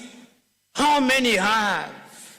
We have been made to believe that it's only Shakespeare and Charles Dickens that matter. The time is now for us to change our minds. And we can only change our minds if we decolonize our minds. Ngugi wa Thiong'o, that famous Kenyan writer, says, until the day that we decolonize our minds, we are going nowhere. And Ngugi reminds us that we may have decolonized our countries, but there is something called decoloniality, totally liberating ourselves from the mental chains of the colonizers. You know, the Osagyefo, to whom Africans owe an apology, wrote in his great book, Neocolonialism, the last stage of imperialism, and the most dangerous. We are in that stage. That stage when the colonizer still wants us to believe that our literature is inferior, that our science does not exist, that our mathematics does not exist, that we have no medicine to talk about, that we cannot mine beyond Galamsey, that we cannot extract our own oil, that we have no business being in robotics and cryptocurrency, that we must be consigned to the Museum of History alongside the spinning wheel, that we have no business being in the jet age. That is what we are being told. And my fear is that we appear to be believing it. We appear to be believing it because in our institutions of learning, when you look at our curriculum and you look at the curriculum of a number of countries in the Middle Ages, there is no difference. And I want to remind all of us that in the 1960s, when we were regaining our independence, and you read what was happening in different African countries, and I remind you to reread some of the thinkers of the time and the emphasis that they put on education. I was rereading for the umpteenth time the 32 speeches that were delivered by African leaders in Addis Ababa, Ethiopia, between the 23rd and 25th days of May 1963, all of them, without exception, said one thing: if we are to give meaning to our independence, then education must be our focus. So said Ethiopia's Haile Selassie. If we want to change the continent of Africa, we must give meaning to education. So said Mwalimu Julius Kambarage Nyerere of Tanzania on that day. If we are going to change my little Senegal, we must give education priority. So said Leopold Sedar Senghor of Senegal. Even the complicit Félix Houphouët-Boigny in La Côte d'Ivoire believed so. But the ultimate was, of course, the one and only, the Osagyefo. He was as eloquent as he was passionate. And when he came home, where did he not visit? If he was not at Legon, opening the University of Ghana, he was in Kumasi, creating what is now the Kwame Nkrumah University. And if he was not at Kumasi. He was here creating an institute. He was everywhere. That is why when I heard my good friend talking about free basic education, he knew that ignorance is the enemy of progress. He knew that if there was a ghost that we had to exorcise, it was the ghost of ignorance. He knew that if there was a devil that we had to pray and fast against, it was ignorance. He knew that if there was anything we had to marshal our forces against in order to exorcise the ghost of tribalism in its primordial sense, it was ignorance. He knew. Yet, several years down the line, when you ask your typical academic, when they want to say that the University of Winneba, of education at Winneba is good, they say it is as good as Oxford. Why? Why can't it be just good? They must say that it's as good as Harvard, as MIT. Why must we always have this inadequacy to compare ourselves with others? We must change in order to enter the 21st century with confidence. Your leadership, who is a judge and belongs to our profession, which is one of the most imprisoned professions in Africa.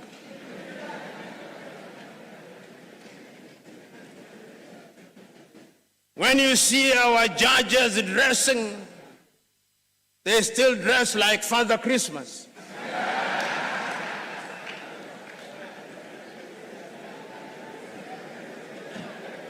Whoever told us that justice could only be administered when you dress like Father Christmas, I do not know.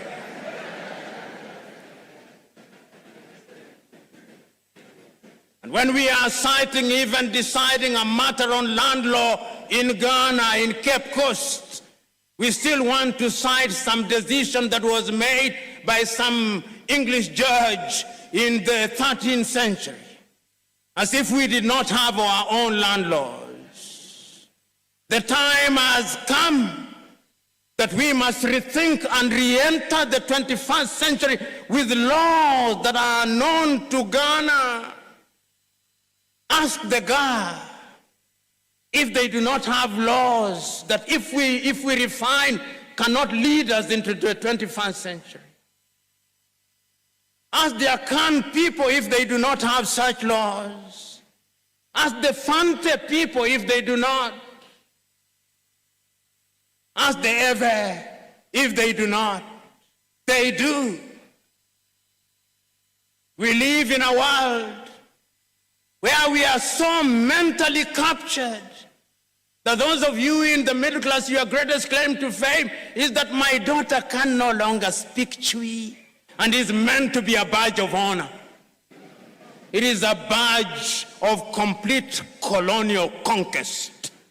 And we cannot enter the 21st century with that mindset. Go to the countries in the Scandinavia, which we can dare compare ourselves with. Go to Denmark, they teach in Danish. Go to Norway, they teach in Norwegian. Go to Sweden, they teach in Swedish. Go to Finland, they teach in Finnish. Go to Korea, they teach in Korean. Go to China, they teach in Chinese. Go to Japan, they teach in Japanese. Then they meet the world. But you and me, here I am waxing eloquent in English.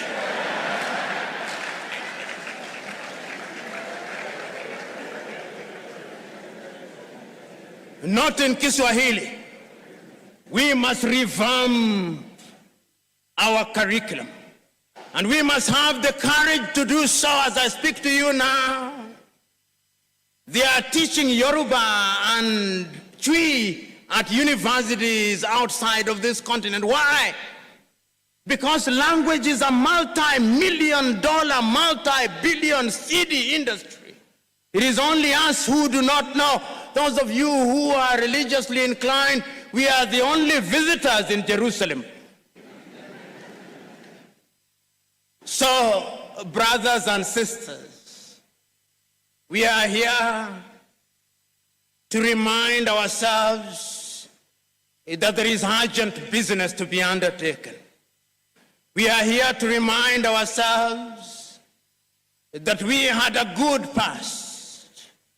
We are here to remind ourselves that others came and through slavery they disrupted that past, that they did not stop there, that they came again under colonization, and this time they disrupted us so very thoroughly and took away even the most precious of things, our confidence. That when they came here and imposed an education system, that education system had only one agenda. The agenda was to create men and women, if they were the English who colonized you, who could speak English and be their clerks. If you are colonized by the French, that you could speak French or Portuguese or Italian or Germany. When we regained our independence, we only made cosmetic changes. The time is now to go deep and remove the cosmetics and go to the fundamentals. And I'm suggesting to you that that has been done. You know, those of you who are a little older will remember that 30 years ago, China was not famous for much. They were only famous for Chairman Mao for the Long March. Today, even the toothpicks in your hotels here in Winneba are from China. Today, you go to the shops, even the inauthentic Kentes are from China. They have franchised, indeed patented Kente. You go home, your television is Chinese or Korean. You are being persuaded to use your phones. I suspect you are either using Samsung or Huawei. What did China do 30 years ago?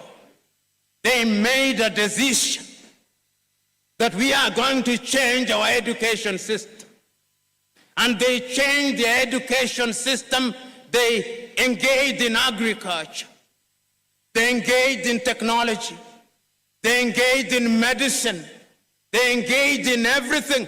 And today, China is the second strongest economy in the world, with a GDP of no less than 19 trillion United States dollars. Compare that with little Ghana. Compare that with little Sierra Leone. Compare that with little Kenya, with little all these countries. What they did was to change their minds in order to change their future. And that is why when we are building roads, whether it's in Nairobi, Kenya, or in Accra, Ghana, or in Dar es Salaam in Tanzania, or in Senegal, or in Ouagadougou in Burkina Faso, or Bamako in Mali, or Harare in Zimbabwe, or in Zambia, who do we find? Chinese. Because they changed their minds. The time is now for us to change our minds. The academics who are here must agree with me that we have sinned and fallen short of the expectations of our countries. And that the time is now to say that we should be forgiven. And if our generation committed those mortal sins, you up there must not repeat those mistakes. You must not repeat those mistakes. You must use the examples and the experience so that you do not step on the landmines that we stepped on. That is why Chinua Achebe said, where are the young suckers that will grow when the old banana dies? These are old bananas. You are the young suckers. So rise up. Africa is not expecting you to engage in a perpetual state of lamentation. No, lamentation will not help you. And I want to remind you that when you are here in Ghana, don't compete with Liberia. You will beat Liberia. Don't compete with Benin. Don't compete with Togo. Don't compete with La Côte d'Ivoire. Don't compete with all these little African dwarfs. Compete with giants. And when Ghana wakes up, this Ghana, you know, sometimes when I think about Ghana, I think about Kwame Nkrumah. And you think about his books, Dark Days in Ghana, Letters from Conakry. When the Osagyefo is so close yet so far, his ideas dead, his books banned until Ignatius Kutu Acheampong comes. It is only in the year 2013 that Nkosazana and Dlamini Zuma, the then chair of African Commission, writes a letter of apology to Kwame Nkrumah. I urge you to read it. He tells Kwame, you are right. Everybody was wrong when you said we must unite and change our education system in order to compete. That is Nkosazana and Dlamini Zuma. Today, the Osagyefo is here telling us, let us change. He said it in 1963 in Addis Ababa, Ethiopia. He said it in 1964 in Cairo, Egypt. He said it in 1965 in Accra, Ghana.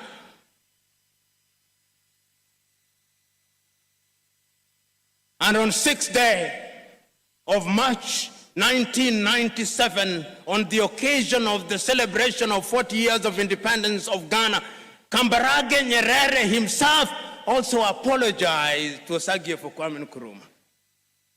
He said, you are right, we were wrong. Today I'm saying that we cannot remain imprisoned in history and lamentation. That is why it is still true for you Ghanaians. Nkrumah is dead, but Nkrumah never dies.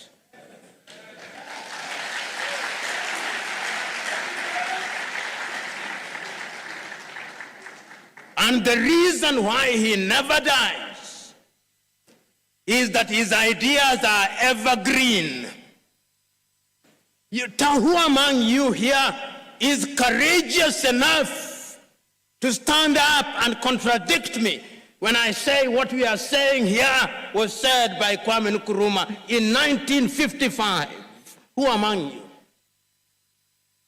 Who among you here is courageous enough to tell me that Nkrumah did not think about education of a different kind when he was instituting the University at Legon? Who amongst us?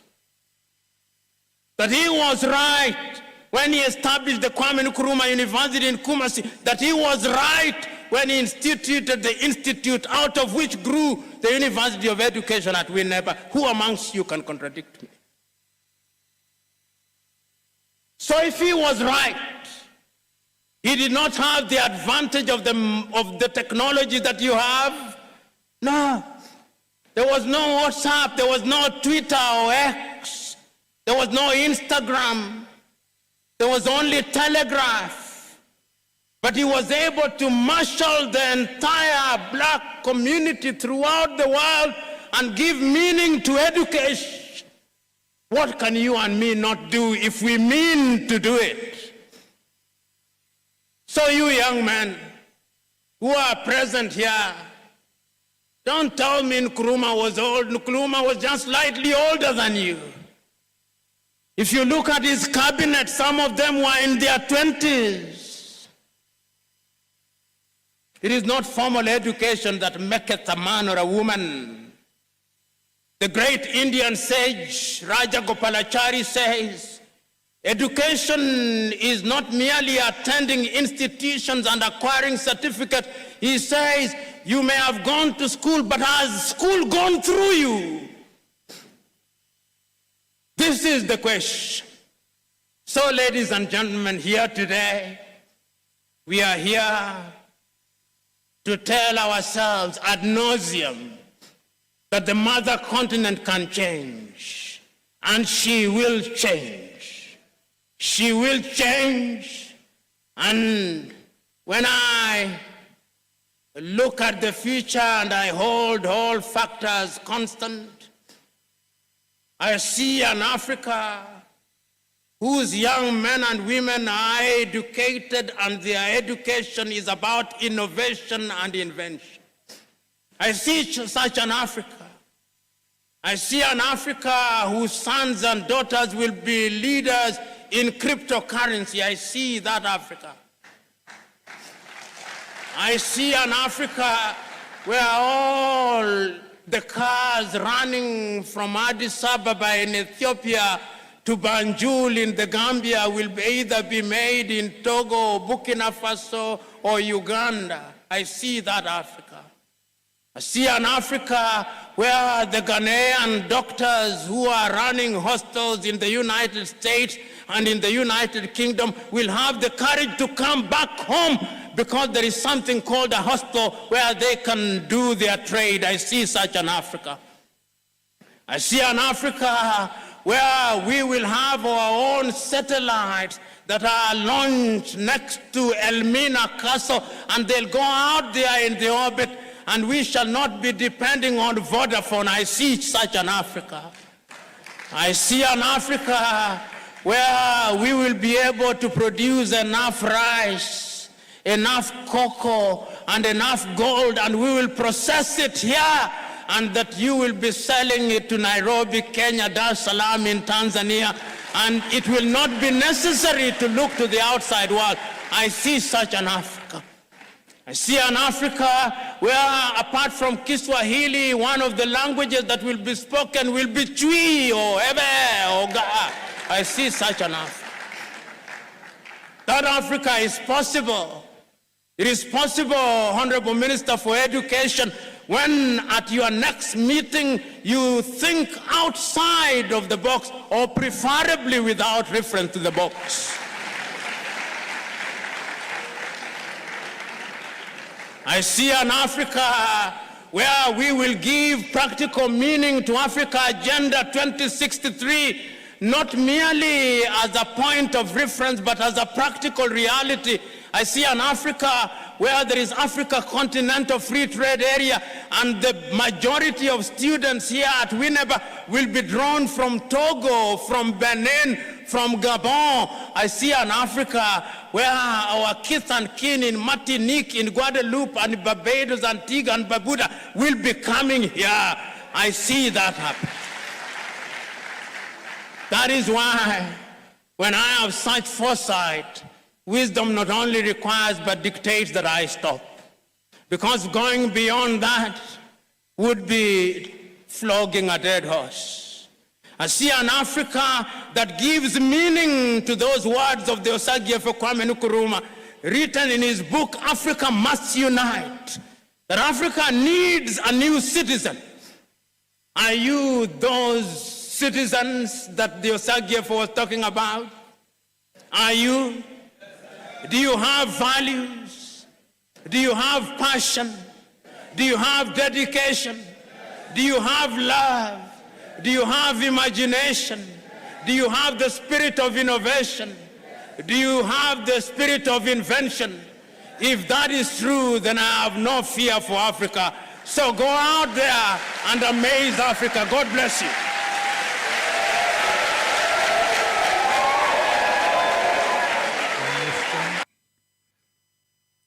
without a shadow of doubt, you never miss any words. Very clear. Just we have to act. The solution is there. We are the humans. We're the Africans. We just have to do what is needed and stop look back at what Caucasians or discuss what Caucasians are doing and so on and so on and so on. Because then you get stuck in a mud. And we convince ourselves we're doing something. No, we're wasting time. We don't need to be Mac muds and get stuck in the mud, because after a while the mud going start for dry, and before it dry it starts stink upon you and everything. And all that is saying is that you're confusing other people, that we are confusing other people, right? When a person has something to do, if I'm studying and I have an exam and I have to do some revision, I can't go study and think about other people. I have to think about the work or the subject that I'm going to be that I'm participating within. And quite soon, either it's a day, or a week, or hours, I am sitting by myself with an examiner who is not there, but the people them who facilitate and give me the paper them or an envelope, and you just open up the thing and the questionnaire, the questions are there. The literature is there. I have to be competent enough not to open the envelope, to understand questions, and then meet the questions appropriately. What am I trying to say here in my proverb? is that we have no time for waste and start this gibberish thing about supremacy of some other people and and tear. No, I have time for talk to Kojo. I have time to talk to Ahmed and Muhammad, and Isa. You understand? And say, yo, this is where I'm at. You understand? And this is the formula that I'm pursuing. Yes, positiveness. You understand? Say you what now? The whole thing was built on the fable and the lie that them conquer and give us, and then earth preacher them that call themselves pastor instead of shepherds or fishermen. Those same people them come and reiterate that same thing about this ham sham thing and make it a reality. You understand? So you look upon us now in the diaspora and the children of the slaves, and look at our character and things that we do, and now we're dismissive of culture, and we take certain things and put together, and because we do them regular, and we say that's our culture, and we don't look at the real essence of culture and the value of culture, and then we misrepresent morals because we not deal with it, and so forth and so forth. My morals and your morals are going to be two different sets of morals, because my understanding of right and wrong and doing good and loving and everything, you're coming up now saying you got a different strategy, a different philosophy, a different ideology, and now you what? We collapse. We collapse. You understand? And that's so culture go. There's no collapsing on culture, and there's no 1,001 different definition, and a person get confused because when it's ours. But when you don't know that it's ours, then you collapse like that, and people them start infringing all kind of thing. You understand? And now look at us now. Our women is being promoted, encouraged to be naked. And it's strange to mention carnival and everything. Women, and we've gone from the so-called, not the so-called, the colonial man could contain us, because there was so much of us was rebellious, as they would call it, because we want to go home. And then play and amusement was gradually sieved in And like here, this England now, the Claudette Jones and the carnival was meant to pacify us when one of us got killed, murdered. And that's precisely what happened.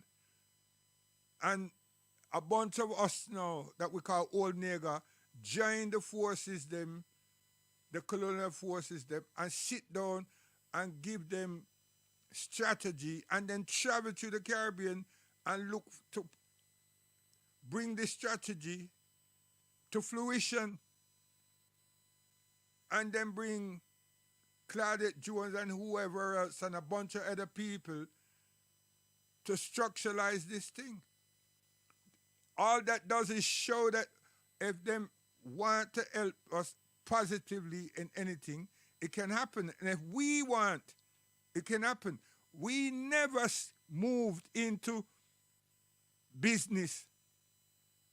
We never moved into banking. They never offered us that. We don't have a supermarket or supermarkets, and we don't have a Caribbean bank system for us, and we don't have a hospice and everything looking at our health situation. Them just link we within their structure and leave us at the side and then beat us with a race stick and traumatize us and take the best of us that's not timid with them, and then we become their lapdogs and lapwomans and everything else because we move away from ourselves.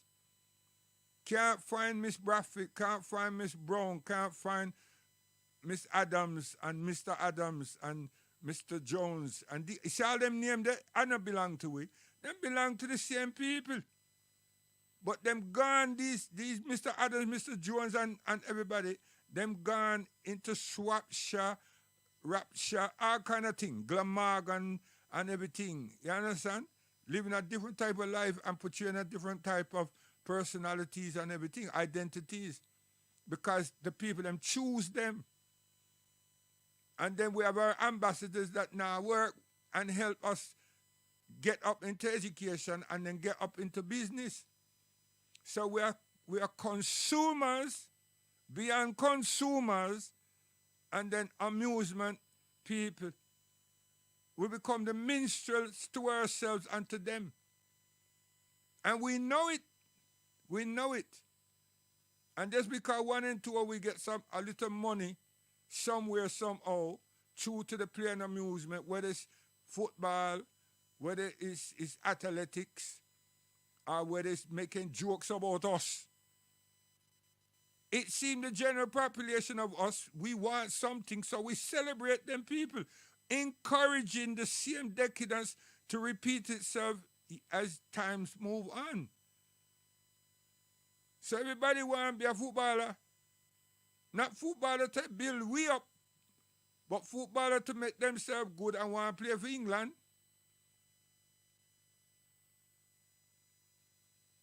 Yes, and Belgium and Germany, all of the same people that abused us and discriminated against us, and now watching our people them on the sea, struggling for their life, and then them take them boat and everything and increase the possibility of them sinking through to the current from their ships or their boats or whatever them have. And then them stand up there, laugh, them stand upon them boat, them ship and laugh to see us struggling for their life. And then we dead. Yes.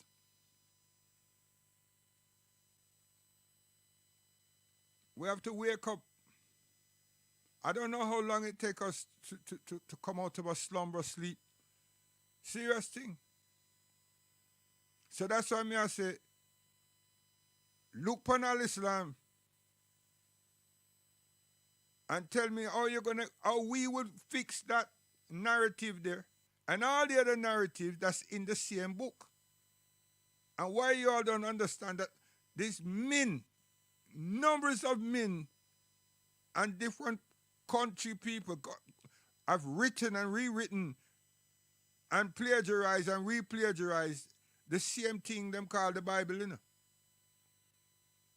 And it's us who wants that Ethiopia were Christians. No, you should. That's what I keep saying. You shouldn't say that, because you leave the colonial man and go to a place that was never colonialized, never captured by other outsiders, and you're going to say something, you're going to imprint something upon them that's untrue. What you should say is that it looks like, because you see crosses, or you see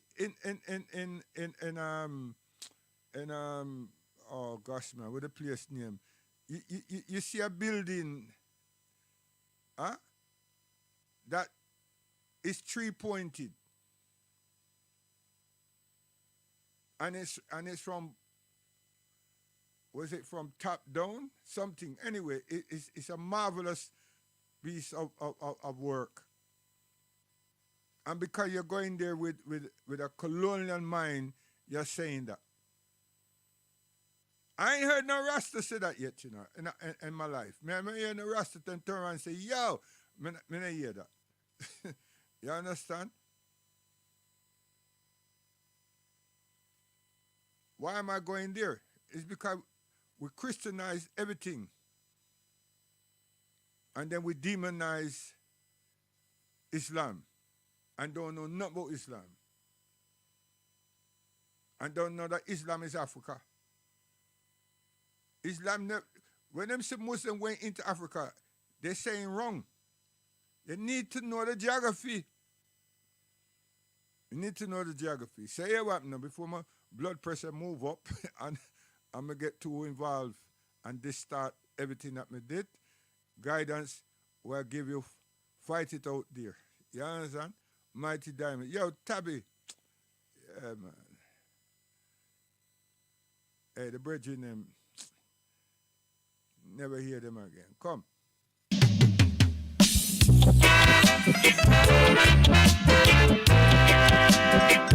Listen.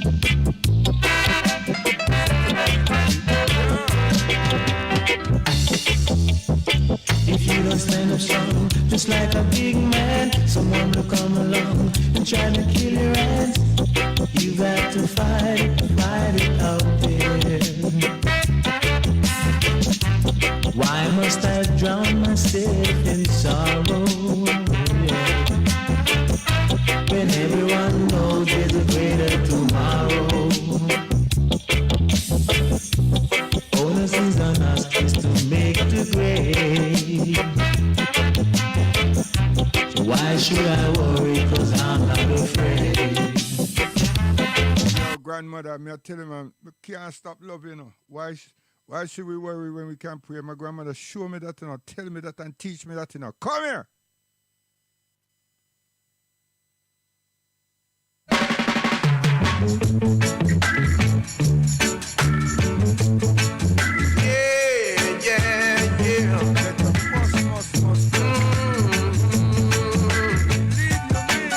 I've been trying a long time, still I can't make it.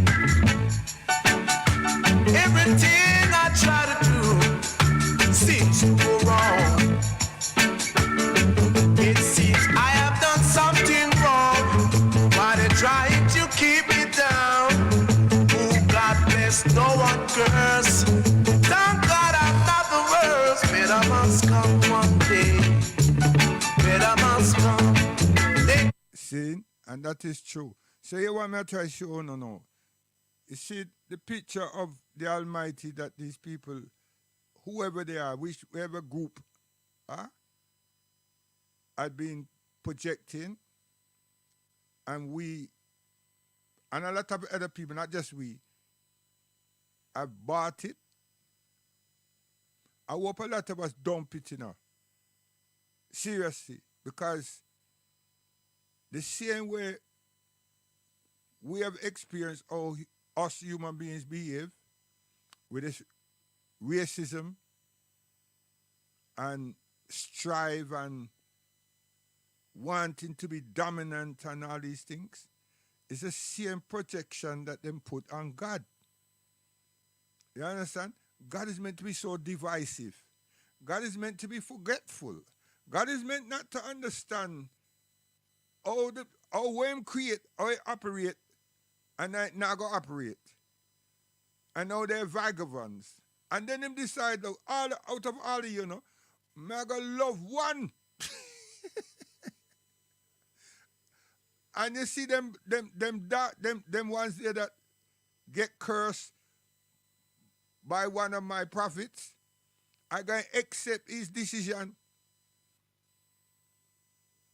I'm gonna accept his decision. So this thing called blackness become a curse. Not by God, you know. Cause I understand how come a prophet can turn around, a man can turn around and say, yo, I'm gonna do this, right? And so forth. And this happen. So that man is powerful as God. And if them say God give him that right, then God is a separatist. You understand? And that not God.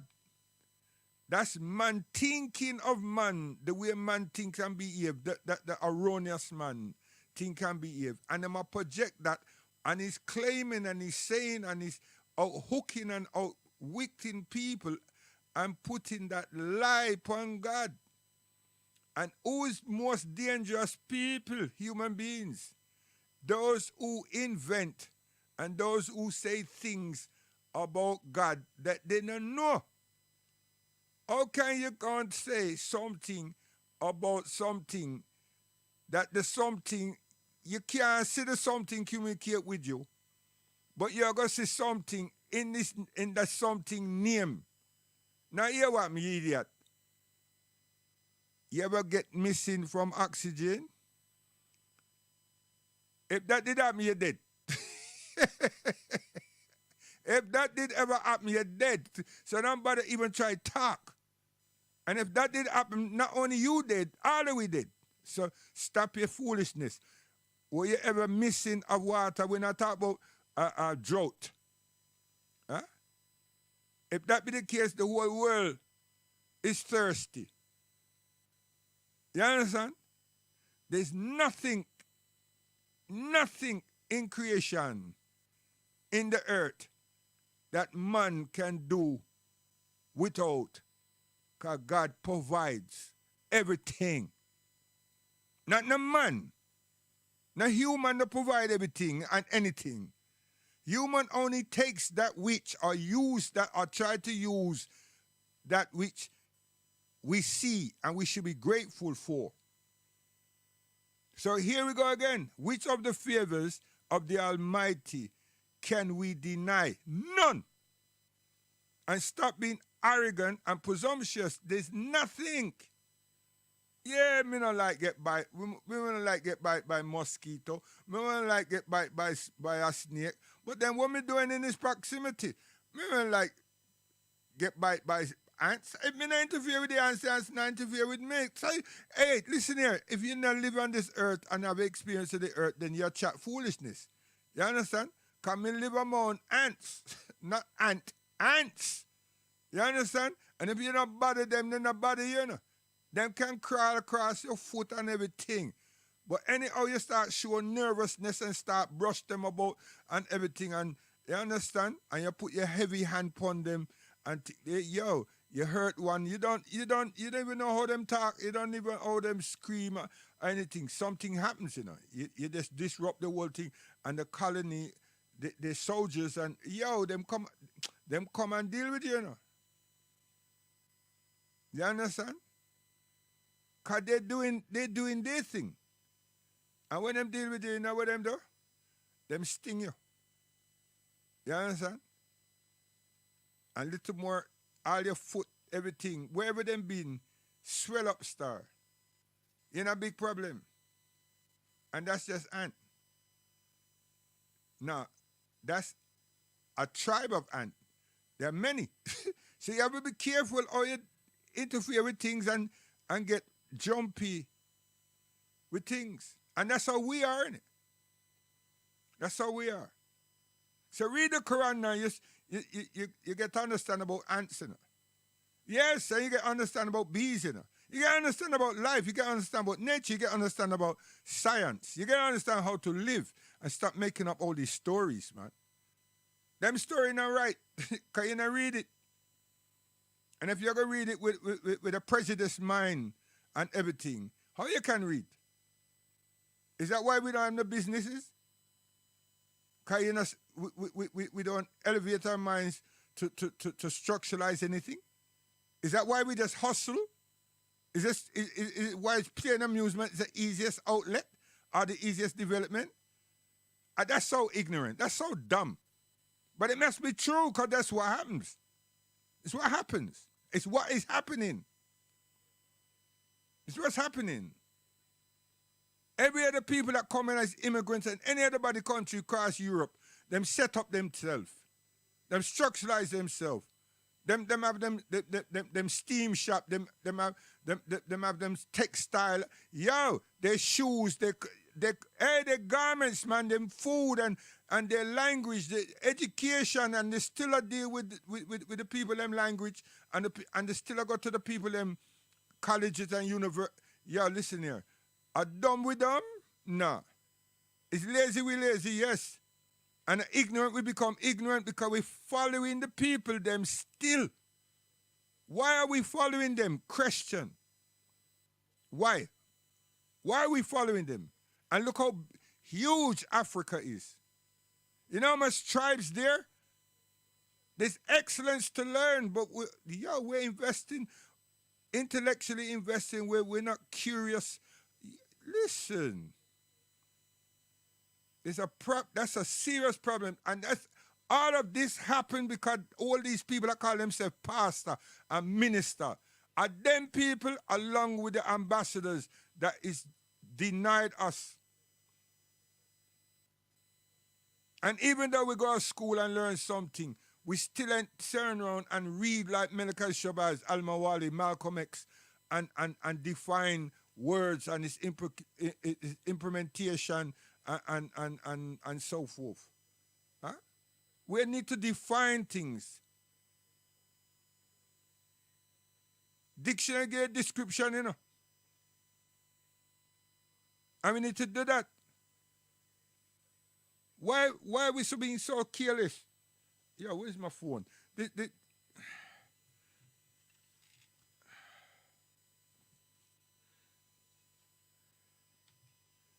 me give one a parable to work out between now and when.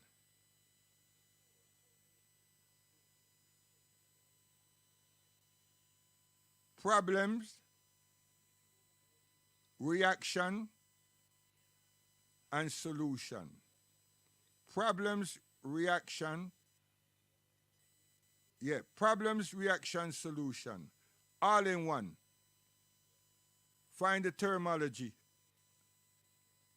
and see and recognize that that's the life that we all been living, and try to see if you can administer the solution for those problems. And why do those problems occur? You understand? One, I can tell you that we're minding other people's business. You understand? We're not involved in action. We're involved in reaction. And then when we get ourselves into the problem, some of us are bright enough. Now, if there's 50 people, at least 8 out of the 50 is going to say, listen, we need a solution out of this. But the other 42 is strong on finding a reaction, reacting, and trying to claim who's at fault in the action and the reaction. When it's us, right? So, 'cause we can always address the problem, but we do not agree that the problem is a problem. So that's why definitively we never come up with any solution. And we have a roundabout, round the corner, and we take a square and think say we deal with a circle, and the solution never happens. It never happens. And before you know it, the working party splits. That group of people, that 50 people strong, and could be a rising and great things happen. We leave with despair. We depend disagreement. And then we have some intellects that probably be inside the group that feel that they're too much for the group. You understand? Because of the PhD project. It's only a goddamn project that they did, you know. You understand? 15,000 words or something like that. And them copy the church or whatever. You understand? And really and truly, all of them just write, especially when it's us. They write about us. Or they write about Marcus Garvey or somebody, yeah? And help demean the person, knowing that that's what the Caucasian would like to. We must have big them up. But every now and again, we must let them know so that we are Christian as well, you know, and talk about a little bit of love. And if Jesus was here, right, you understand, he'd be flying instead of walking and blah, blah, blah. You know what I mean? I'm not making jokes now, serious thing, right? Because most of all these projects, the people, all my brethren and sisters and them that write these projects in social work and community education and everything else, them demonize us. They write about us. They write about different peoples, right, belonging to us. Because the literature is there and it's not common among the academics. So they can get away with plagiarizing different books. And some of them don't even make reference of where they get what some of the dissertation from. Because they know that the people them, how much of them are going to read about Rata Rodney?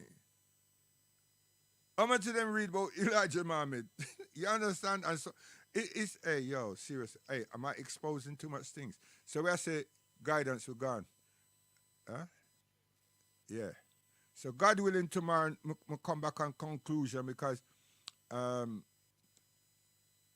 the second lecture me play, I didn't complete that because it's long and I really want to cut it and speak, let it run and speak because it has a great deal to deal with us, reflecting on us, what we have done, what Mugabe were doing, and where we are now. You understand? And so forth. So, a Rasta, Jawise, artist, hey, navigator. This one is the honor. Come here. Selassie forever and ever and ever.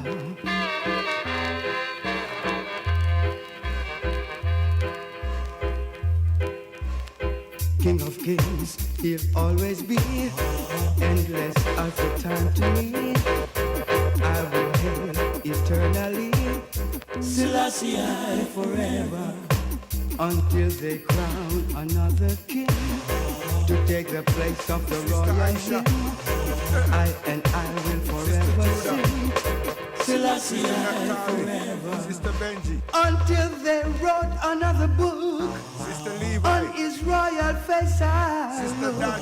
no matter how long a time it took. Sister Isasha. Selassie forever.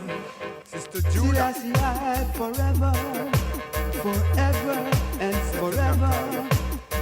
Until they crown another him. Selassie forever. Until they show I'm on the All the spot. people that me can see them and go on a certain way, you know. I tell you, when I tune a bus, oh gosh, man. Come here. Lucifer, son of the morning, I'm gonna chase you out of earth.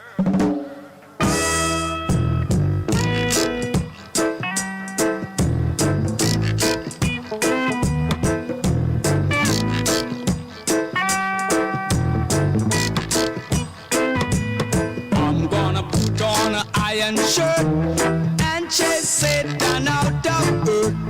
I'm on an iron shirt and chase the devil out of earth. I'm gonna send him to outer space to find another race. I'm gonna send him to outer space to find another race. Satan is a evilous man, but him can't choke sit on I man. So when I check him, my lass in hand, and if him slip a gun with him hand, I'm gonna put on an iron shirt and chase Satan out of earth. I'm gonna put on an iron shirt and chase the devil out of earth. I'm gonna send him to outer space to find another race. I'm gonna send him to outer space to find another race. Oh yeah.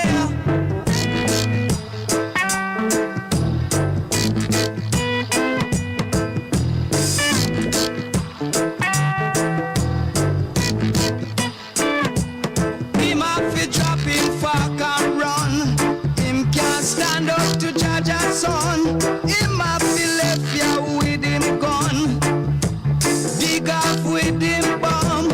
I'm gonna put on an iron shirt and chase Satan out of earth. I'm gonna put on an iron shirt and chase the devil out of earth. I'm gonna send him to outer space. So you have some friend them, you know, a whole heap of them, but them is three of them. Watch this. Come here.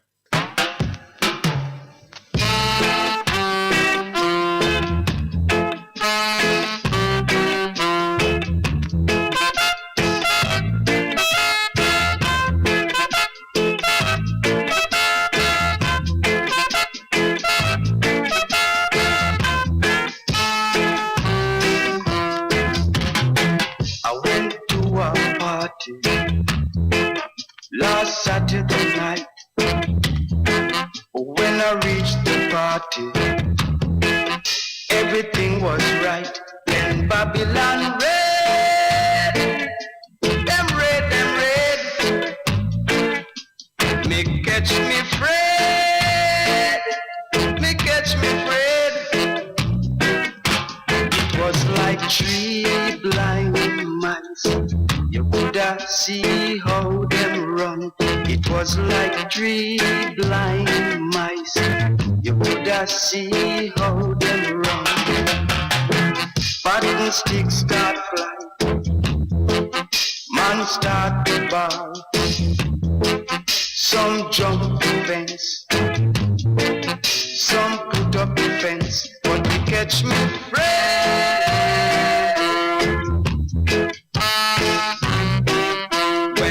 And that people them want to be good, you know. They want to be known by the colonialists as, you know what I mean? Want to be the favorite child, see where the boy, favorite girl, you know what I mean?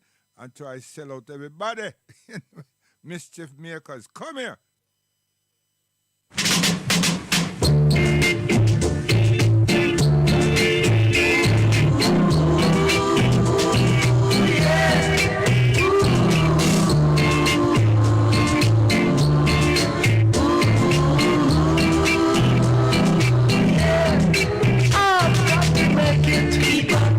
I've got to make it, keep on pushing, some way, somehow.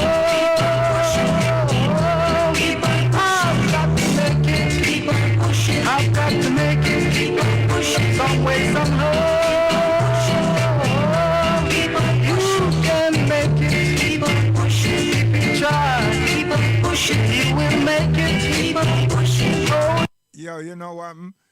The Prime Minister of Jamaica is supposed to ask the Chinese them to scan the island now, so you can detect guns. Scan the place. You understand? Them have the technology with the drone things, them scan it, find the metals, investigate them clearly, confiscate them, smelt them and everything. You understand? Seriously. And if you can identify the house, obviously you can just, the place now, you know, say who and who lived there or did live there. and then look for me and arrest me. But most thing that you have is that you confiscated a lot of weapons. A lot of weapons, star. Seriously. Understand? Because these are desperate times, desperate measures. And pastor that's supposed to be shepherd or fisherman, supposed to make the people that know that the Almighty enclose the people them. You understand? And it spare the life of the population. So why is you in this condition now? You have to be wise, socialized, organized, structuralized, and represent and remove criminality. Let the preacher them do what the preacher them supposed to do, but instruct them. And while you turn around and make arrangement with the Chinese, with the technology, and scan the place, you will find a whole heap. You can't know where to run now. You understand? Most of the place them uncovered, you know. That's why I say it's undressed. Say thank God for that. And wise people them, you understand? You have them at your liberty and your mercy, you understand? Oh, you're not doing something erroneous. You're doing something good. Very, very good. Empty the place. You understand? Where them can run and hide. They were already naked. Can't run away. You understand? And even if them are run, the gun can't run with them. And if the gun run with them, you catch them much quicker. Guidance, we're gone. You think a joke? Mommy, daddy, easy, your son.